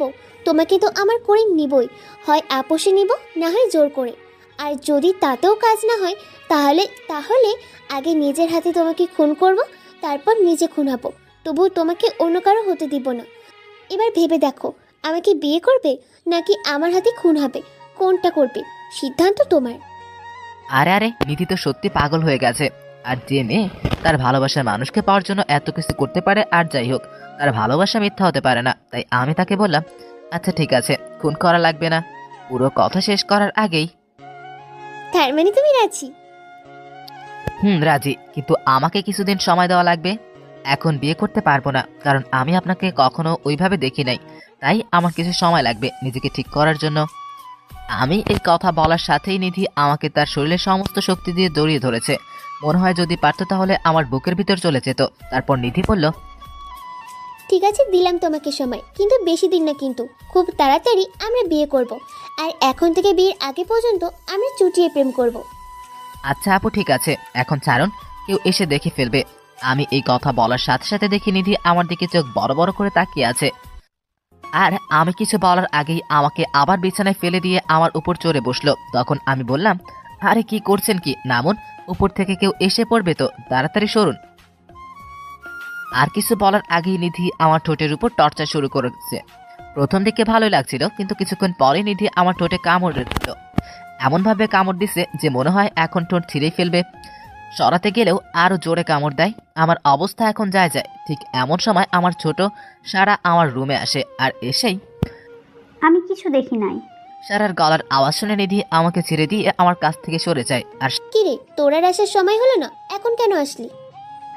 আমি কি জানি নাকি যে তোমরা এখানে দিনের বেলায় দরজা খোলা রেখে রোমান্স করছো? দরজা বন্ধ করলে কি হয়? সারাকে বলে। আমি মাথাটা নিচে দিয়ে সব শুনছিলাম। তখন নিধি বলে, তা আমার আদরের ননদটা এখন কেন আসছে? আম্মু তোমাদের ডাকতেছে, বলছে তাড়াতাড়ি আসতে। এই কথা বলে সারা চলে যায়। তখন আমি নিধিকে বলি, দেখছেন আপনার জন্য এখন কি হলো? আমি এখন সারার সামনে কিভাবে যাব? আমার তো এখন ওর সামনে যেতেই লজ্জা লাগবে। আমার কথা শুনে নিধি একটা হাসি দিয়ে বলে, ওলে আমার লজ্জাবতী বাবু, তাহলে আরেকবার যদি আমাকে আপু বলছো আর আপনি করে ডাকছো, তাহলে একটু আগে যেটা করলাম মনে আছে, সেটা কিন্তু সবার সামনে করব। তখন দেখবে তোমার লজ্জা কোথায় যায়। না না, আর বলবো না। আপনার লজ্জা না থাকতে পারে, কিন্তু আমার আছে। সরি। আবার আপনি বলছো তুমি? সরি তুমি, আর এমন হবে না। মনে থেকে জানো। এখন চল নিচে যাই, দেখি কি বলে। চলো। এই কথাটা বলে আমি আর নিধি আমুর কাছে যাই। আমুর কাছে আসতেই আমু বলল, কে তুই এখন সুস্থ নাকি ডাক্তারের কাছে নেওয়া লাগবে? না আমু, আমি ঠিক আছি, আমার তেমন কিছু হয়নি। তা তো দেখতেই পাচ্ছি, যে ছেলে বিয়ের কথা শুনলে অজ্ঞান হয়ে যায় তার আবার ভালো থাকা। আম্মুর কথা শুনে অনেক লজ্জা লাগছিল, আর সাথে অনেক রাগও হচ্ছিল নিধির উপর, কারণ ওর জন্যই আম্মু এখন আমায় নিয়ে মজা করছে। আর পাশে তাকিয়ে দেখি নিধিও মিটমিট করে হাসতেছে। তখন আমি বললাম, আম্মু প্লিজ আর বলো না, এখন কেন ডাকছো তা বলো। ঠিক আছে বলবো না, এখন বল তোরা কি সিদ্ধান্ত নিলি? কিসের সিদ্ধান্তের কথা বলছো আম্মু? সত্যি আমি বুঝতে পারি নাই, কারণ আমি ভুলে গেছিলাম বিয়ের কথা। আমার এরকম হেয়ালিপাড়া কথা শুনে নিধি পাশ থেকে নিধি বললে, এই তোমার কি মাথাটা গেছে নাকি? মা আমাদের বিয়ের কথা বলছে। কি মেরে বাবা, আম্মুর সামনে কিভাবে নিজের মুখে নিজের বিয়ের কথা বলে, একটু লজ্জা করে না? আর আমার আম্মুকে মুহূর্তে নিজের মা বানিয়ে নিল, মনে মনে বললাম। তখন আমি বললাম, আম্মু আমি এখন কোনো বিয়ে ঠিক করতে পারবো না। ওই কি বললা তুমি? না মানে আম্মু, আমি এখন বিয়েটা করতে চাচ্ছি না, আমার আরো কিছুদিন সময় লাগবে। এটা কি তোদের দুজনের সিদ্ধান্ত? পাশ থেকে নিধি, মা এটা আমাদের দুজনের সিদ্ধান্ত। আসলে ও একটু সময় চাইছে, তাই আমিও রাজি হয়ে গেছি। ঠিক আছে, তোরা যা ভালো মনে করিস, আমরা কিছু বলবো না। আমি তাহলে সবার সাথে কথা বলি যে বিয়ে পরে হবে। ঠিক আছে। নিধি শুনে রাখ, আজ থেকে সীমান্তের সব দায়িত্ব তোর। মা এখন থেকে তোর মানুষ তুই সামলে রাখ, আর আমি এর মাঝে নাই। ঠিক আছে মা, তুমি শুধু আমার জন্য দোয়া করো, তাহলেই হবে।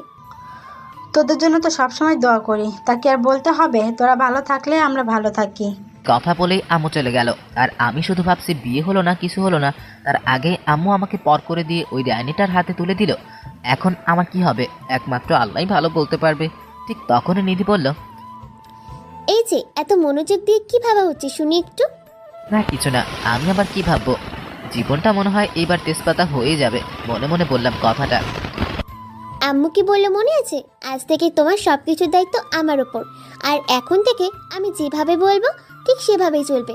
যদি একটুও এদিক সেদিক হয় তাহলে মোটেও ভালো হবে না বলে দিলাম। এইটা আবার নতুন কি? আমার তো আগে থেকেই আপনার কথা মতো চলতে হয়। আপনার জ্বালায় কথায় একটু শান্তি পাই। কথা শুনে নিধি পুরা তেলে বেগুনে জ্বলে উঠে বলে, কি বলি তুই? আমি তোকে জ্বালাই? কোথাও শান্তি দিই না তোকে, তাই না? ঠিক আছে, তোকে আমি আরো জ্বালাবো, দেখবো তুই কি করতে পারিস। আর একবার যদি তুই আমাকে আপনি করে বলিস তাহলে দেখবি আমি তোকে কি করি, মনে থাকে জানো। কথা বলে নিধি হনহন করে চলে গেল। আর নিধি এখন আমাকে তুমি করে বললেও রাগ উঠলেই তুই করে বলে। আমার অবশ্য খারাপ লাগে না, কারণ আমিও নিধিকে আস্তে আস্তে ভালোবাসতে শুরু করছি। বর্তমানে এভাবেই চলছে আমার জীবন। সকালে নিধির সাথে কলেজে যাওয়া, তারপর আবার তার সাথে ফিরে আসা, কলেজে কোনো মেয়ের দিকে না তাকানো, যেটা আগে আমার উপর এই হুকুম জারি ছিল, এখন আইন আরো কড়াকড়ি হয়েছে। এক কথায় আমার জীবন এখন নিধিময় হয়ে গেছে। ডানে বামে উপরে নিচে যেদিকেই তাকাই শুধু নিধি আর নিধি দেখি। কিন্তু সব থেকে বেশি উপভোগ করি নিধির ভালোবাসাটা, কারণ পাগলিটা আমাকে বড্ড ভালোবাসে, যা কয়েকদিন বেশ ভালোভাবেই বুঝতে পারছি। আর আমিও আমার পাগলিটাকে অনেক ভালোবেসে ফেলেছি। আজ 3 মাস হলো নিধি আমার জীবনটা পুরোপুরিভাবে দখল করে আছে, আমাকে এক মুহূর্তের জন্য চোখের আড়াল করতে চায় না। আজ আমি আর নিধি একসাথে কলেজে যাচ্ছি, কিন্তু রিক্সা দিয়ে। তখন নিধি বলল, সীমান্ত, তুমি আমাকে কতটা ভালোবাসো? নিধির মুখে এমন প্রশ্ন শুনে একটু অবাক হলাম, বলাই যায়। তাই আমি বললাম, কতটা ভালোবাসি তা তোমাকে কেমন করে বুঝবো? ভালোবাসাকে পরিমাপ করা যায় নাকি? প্লিজ তবুও বলো না কতটা ভালোবাসো আমাকে, আমার খুব শুনতে ইচ্ছা করছে, বলো না প্লিজ প্লিজ প্লিজ। মাঝে মাঝে নিধির এই বাচ্চামোগুলো দেখলে খুব হাসি পায়, আবার ভালো লাগে। তখন আমি নিধিকে বললাম, তোমাকে কতটা ভালোবাসি তা হয়তো তোমাকে বলতে পারবো না, কিন্তু কিন্তু এতটুকু বলতে পারি, তোমার কোলে মাথা রেখে আমি আমার জীবনের শেষ সূর্যাস্তটা দেখতে চাই। জীবনের অনেকটা পথ একা হেঁটেছি, কিন্তু আজ থেকে জীবনের বাকিটা পথ তোমার সাথে হাতে হাত রেখে চলতে চাই। যখন তুমি বুড়ি হবে আর তোমার নাতি নাতিনদের সাথে গল্প করবে, তখন আমি তোমার গল্প বলার কারণ হতে চাই। আর যখন আমি হারিয়ে দূর আকাশের তারা হয়ে যাব, তখন আমার যে স্মৃতিগুলো তোমার বেঁচে থাকার শক্তি হবে, আমি সেই স্মৃতিগুলোর কারণ হতে চাই। তোমাকে নিয়ে আরো অনেক কথা আছে যা আমি হয়তো বলে শেষ করতে পারবো না। আর এইগুলা যদি তোমার কাছে ভালোবাসা মনে হয়, তাহলে আমি তোমাকে অনেক ভালোবাসি। আমি কথাগুলো বলে দেখি নিধির 2 চোখ দিয়ে পানি পড়তেছে। তখন আমি বললাম, এই তুমি কান্না করছো কেন? তুমি আমাকে এতটা ভালোবাসবে তা আমি ভাবতেও পারি নাই, তাই তোমার কথা শুনে আনন্দের চোখ দিয়ে পানি চলে আসছে। আর নিধির সাথে কথা বলতে বলতে কলেজে চলে আসি। তখন আমি, হইছে, এখন আর কান্না করতে হবে না, কলেজে চলে আসছি। তুমি তোমার ক্লাসে যাও আর আমি আমার ক্লাসে যাই। ঠিক আছে। আমি রিক্সা ভাড়া দিয়ে ক্লাসের দিকে যাচ্ছিলাম, এমন সময় কে জানি আমার কাঁধে হাত দিল। পিছনে ফিরে দেখি আমার বন্ধু আতিক, কিন্তু কেন জানি মনে হয় ওর মন খারাপ। তাই আমি বললাম, কি রে বেটা, মন খারাপ কেন? মায়া কি তোকে আবার স্যাকা দিল নাকি? দোস্ত, তোর সাথে আমার কথা আছে, খুবই ইম্পর্টেন্ট। মায়া আতিকের গার্লফ্রেন্ড, তাই একটু মজা করলাম। বল, আমি শুনতেছি।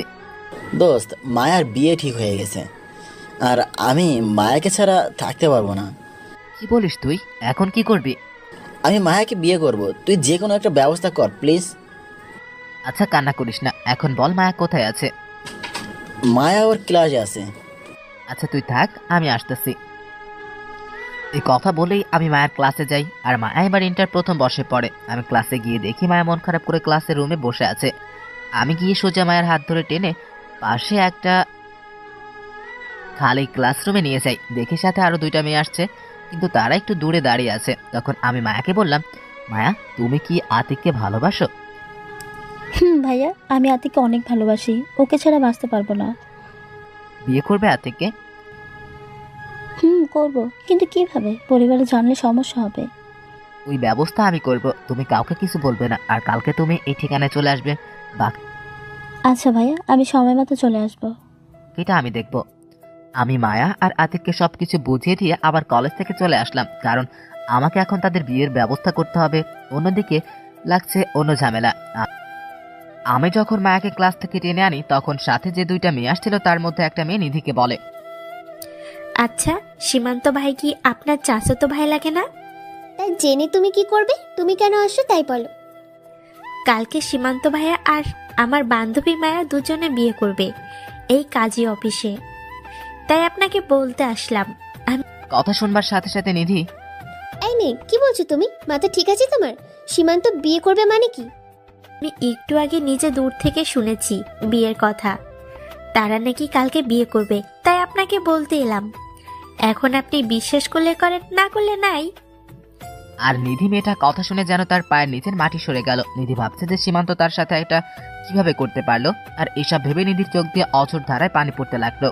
সে আর দেরি না করে দ্রুত গেল মায়ের ক্লাসরুমে, গিয়ে ওই মেয়েটাকে বলল, তোমার ফ্রেন্ড মায়া কোথায়? আমি ক্লাসে এসে দেখি মায়া ক্লাসে নাই, মনে হয় চলে গেছে।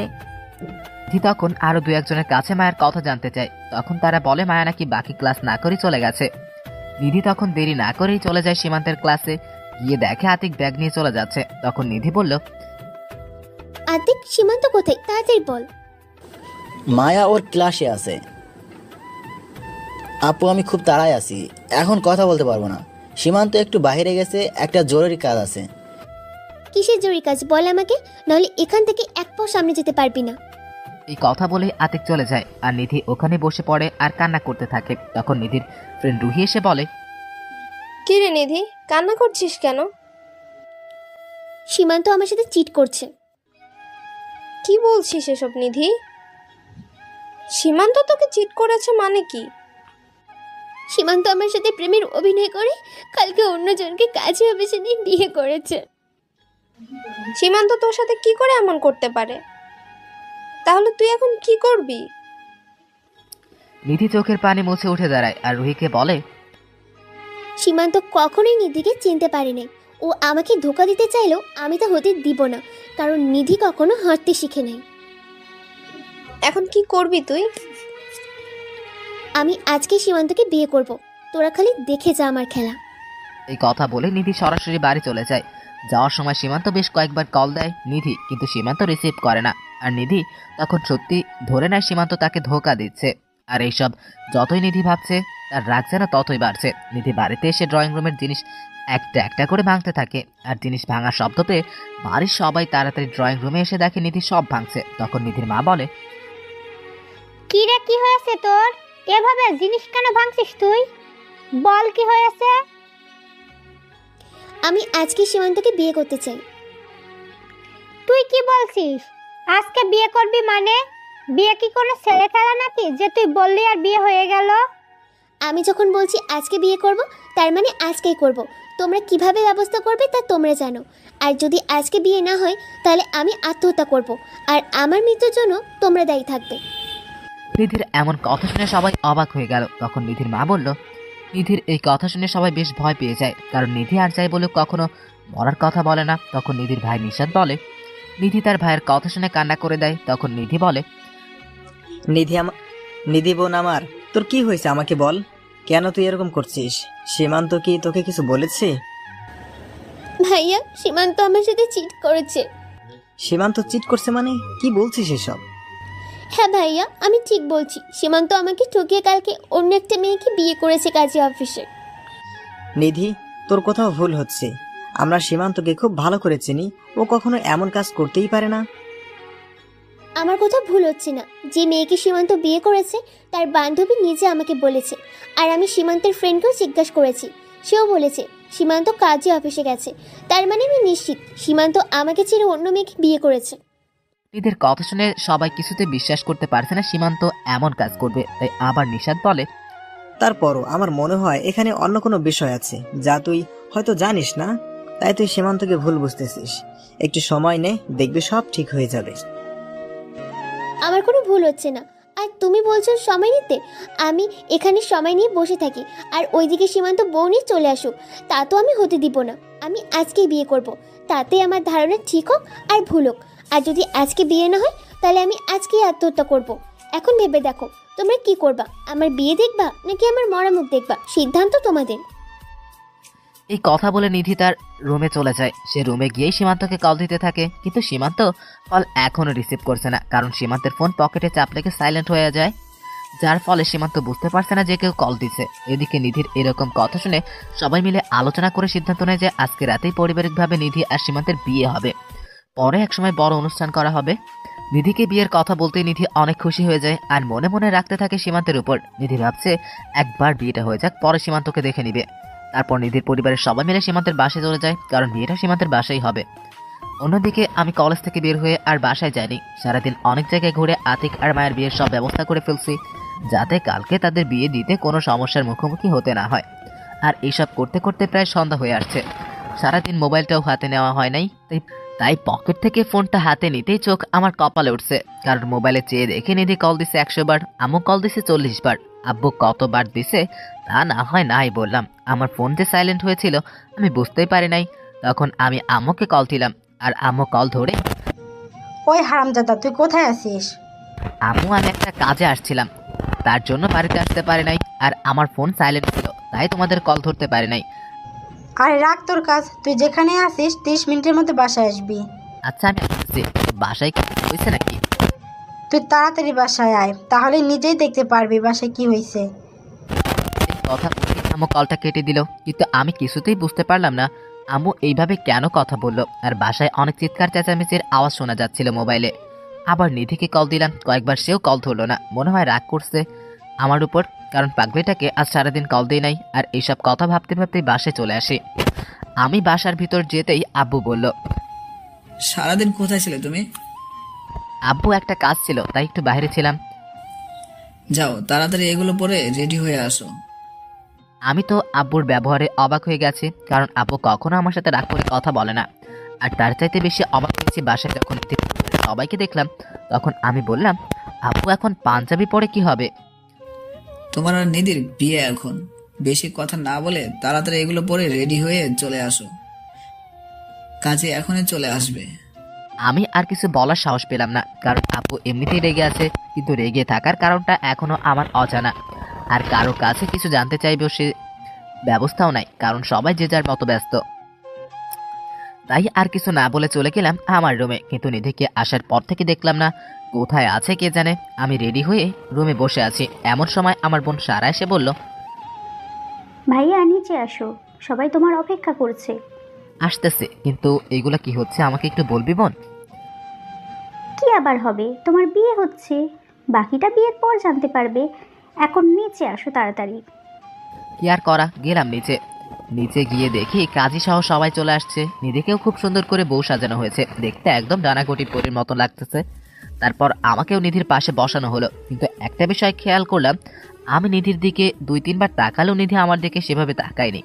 আর নিধির চেহারা দেখে স্পষ্ট বোঝা যাচ্ছে যে নিধি কোনো বিষয়ে রেগে আছে, কারণ নিধির চেহারায় তখন রাগটা স্পষ্ট ভেসে উঠেছে। কিছুক্ষণ পর কাজী আমাদের বিয়ের কাজ শুরু করলো। তখন কাজী সাহেব আমাকে কবুল বলার জন্য বলে, আমি একটু সময় নিয়ে কবুল বলে দিলাম। তখন কাজী সাহেব নিধিকে বলে কবুল বলতে, আর নিধির সাথে সাথে কবুল বলে দেয়। মনে হয় কবুল বলার জন্য কোনো কবুল প্রতিযোগিতায় উঠেছে, যে তাড়াতাড়ি বললেই জিতে যাবে। তারপর আমাদের বিয়ে সম্পূর্ণ হয়ে গেল। আমাদের বিয়ের পরে বাইরে থেকে যারা আসছিল তারা খাওয়া দাওয়া করে চলে গেল। আর এতক্ষণ সময় আমি আর নিধি একসাথে বসেছিলাম, কিন্তু নিধি আমার সাথে কোনো কথাই বলেনি। আমি ওর দিকে তাকালি রাগে চোখে আমার দিকে তাকায়, তাই আমিও ভয়ে কিছু বলতে পারি নাই। সবাই চলে যাওয়ার এখন শুধু আমাদের বাসায় নিধির পরিবারের লোকজন ছাড়া আর কেউ নাই। আর তখন আমার আব্বু বলে, এই তোমরা সবাই এখানে আসো, এখন সীমান্তের বিচার হবে। আমার বিচারের কথা শুনে সোফায় বসা ছিলাম, সেখান থেকে লাফ মেরে দাঁড়িয়ে গেলাম আর বললাম, আমার বিচার মানে কি করছি আমি যে আমার বিচার করবেন? আশেপাশ থেকে আম্মু বলল, তুই মনে হয় জানিস না তুই কি করছিস। তোমার যদি না বলো তাহলে আমি কি করে জানবো যে আমি কি করছি? আর আমার জানা মতে এমন কিছু আমি করি নাই যার জন্য তোমরা আমার বিচার করবা। আমার এইভাবে কথা বলা দেখে আব্বু বলল, তুমি কালকে কোন মেয়েটাকে কাজে অফিসে নিয়ে বিয়ে করতে চাইছো? তোমার সাথে নিধির বিয়ে ঠিক হয়ে আছে, তারপরও তুমি কিভাবে এমন একটা কাজ করতে পারলা? তুমি না নিধিকে ভালোবাসো? আমি তো আব্বুর কথা শুনে ঠাস করে মনে হয় আকাশ থেকে মাটিতে পড়লাম। আমি আবার কোন মেয়েকে বিয়ে করতে যাব? তখন আমি বললাম, এসব মিথ্যা কথা, কে বলেছে এসব আপনাকে? মিথ্যা কথা কেন হবে, নিধি নিজে আমাদের কাছে বলছে। আব্বুর কথা শুনে আমি নিধির দিকে তাকায় দেখি নিধি কান্না করতেছে। তখন আমি নিধিকে বলি, নিধি তুমি এগুলা কি বলছো? আমি কাল বিয়ে করছি মানে? আর তুমি এই খবর কোথায় শুনলা? তুমি যাকে বিয়ে করবে তার বান্ধবী নিজে আমাকে বলেছে। আর আমি তোমার বন্ধু আতিককেও জিজ্ঞাসা করেছি, সেও বলল তুমি কাজে অফিসে গেছো কি কাজ করতে। তার মানে তুমি কালকে বিয়ে করতে এটা নিশ্চিত? আমি এখন মোটামুটি ধরতে পারছি ভুলটা কোথায় হয়েছে, কিন্তু শিওর হওয়ার জন্য বললাম, আমি যাকে বিয়ে করব তার নামটা কি তুমি জানো? জানলে বলো। জানি, তার মানে হলো মায়া। এইবার আমার হাসি চলে আসলো আর আমি সবার সামনে হু হু করে হাসতে লাগলাম। আর এইভাবে হাসতে দেখে সবাই অবাক হয়ে যায়। তখন আব্বু বলল, তুমি এভাবে হাসছো কেন? আগে আসল কারণটা বলো। নিধি যা বললো তা কি সত্যি নাকি মিথ্যা? সত্যি, কিন্তু কথা বলার আগেই আব্বু, কি তোমার এত বড় সাহস? তুমি অন্য একটা মেয়েকে বিয়ে করবে? আজকে তোমার খবর আছে। বলে আব্বু যখন আমাকে মারতে আসবে তখন আমি বললাম, আব্বু প্লিজ থামেন, আগে আমার কথা পুরোটা শুনুন, তারপর আমার বিচার করেন। বলো, কিন্তু অন্যায় তোমার হলে তোমার খবর আছে আজকে। তারপর আর কি আমি একে একে সারাদিনের সব কাহিনী খুলে বললাম। আর আমার কথা শুনে সবাই মাথা নিচু করে ফেলে। তখন নিধির মা বলল, আমি আগেই বলেছিলাম সীমান্ত এমন কাজ করতেই পারে না। শুধু শুধু নিধির কথা শুনে এত কিছু করতে হলো, আর সীমান্তকে এত কথা শোনাতে হলো। সব দোষ নিধির। এই কথা শুনে নিধি ভ্যা ভ্যা করে কেঁদে দিয়ে বলে, আমি কি জানতাম নাকি ওই মেয়ে আমাকে মিথ্যা বলেছে? আমি জানলে কি আর এমন করতাম নাকি? আমি সব করেছি সীমান্তকে হারানোর ভয়, কারণ ও যদি কিছু করে ফেলে তাহলে আমার কি হবে? এরপর শুধু। তখন আমার আম্মু নিধির মাথায় হাত বুলিয়ে বলে, না মা, তুই কোনো ভুল করিসনি, যা হবার হয়ে গেছে। এখন দুজনে মিলে জীবনটা সুন্দর করে সাজিয়ে নে। আর আমরা যেন সামনের বছরের দাদা দাদি হতে পারি, মনে রাখিস কিন্তু। আম্মুর এই কথা শুনে নিধি লজ্জায় লাল হয়ে যায়, সেখান থেকে চলে যায়। আর আমি চলে যাই ছাদে। ছাদে গিয়ে ভাবতে থাকি কি থেকে কি হয়ে গেল, যেখানে আজ দিনের বেলায়ও তত সুন্দর সিঙ্গেল ছিলাম, আর রাত না হতেই হয়ে গেলাম ডাবল। ভাবছিলাম আরো কয়েকদিন সিঙ্গেল লাইফের মজা নিব, কিন্তু ডাইনিটা তার হতেই দিল না। ছাদে একা দাঁড়িয়ে এসব ভাবছিলাম, তখন আমার বোন এসে বলল, কি রে ভাই, আজ রাত কি ছাদেই পার করবা নাকি? কয়টা বাজে সে খেয়াল আছে? তাড়াতাড়ি রুমে যাও, ভাবি তোমার অপেক্ষা করছে। আমি ঘড়ির দিকে তাকিয়ে দেখি 12:30 বাজে, তাই রুমের দিকে যেতে লাগলাম। আর ভাবছি নিধিকে একটু মজা দেখাবো, তাই বুকের সাহস নিয়ে ঢুকলাম রুমে ঢুকে দেখি পুরা রুম ফুল দিয়ে সাজানো, আর খাটের মাঝে বসে আছে নিধি। আর আমাকে দেখে নেমে এসে সালাম করলো আর বলল, অজু করে আসো, একসাথে নামাজ পড়ে নি। তারপর আমি অজু করে এসে দুজন একসাথে নামাজ পড়ে নিলাম। আর নামাজ পড়ে আমি খাটে বসতে নিধি আমাকে জড়িয়ে ধরে আর বলে, প্লিজ আমাকে ক্ষমা করে দাও, আমি বুঝতে পারিনি। ঠিক আছে, দিলাম ক্ষমা করে। তাহলে এখন আমাকে আদর করো, আমার না খুব আদর আদর পাচ্ছ। আমি এখন কিছুই করতে পারবো না, সরো, আমি ঘুমাবো। নিজে আম্মু কি বললে ভুলে গেছো? আদর না করলে তাদের কথা কেমনে রাখবো? আমি কিছু জানি না, তুমি কিভাবে তাদের কথা রাখবে আমি কিছু করতে পারবো না। আমার কথা শোনার সাথে নিধি রেগে যায় আর আমাকে বিছানায় ফেলে দিয়ে আমার উপরে শুয়ে বলে, ঠিক আছে, তোমার কিছু করতে হবে না, যা করার আমি করছি। আজকে আর কোনো বাধা মানবো না, সবকিছু নিজের করে নিব।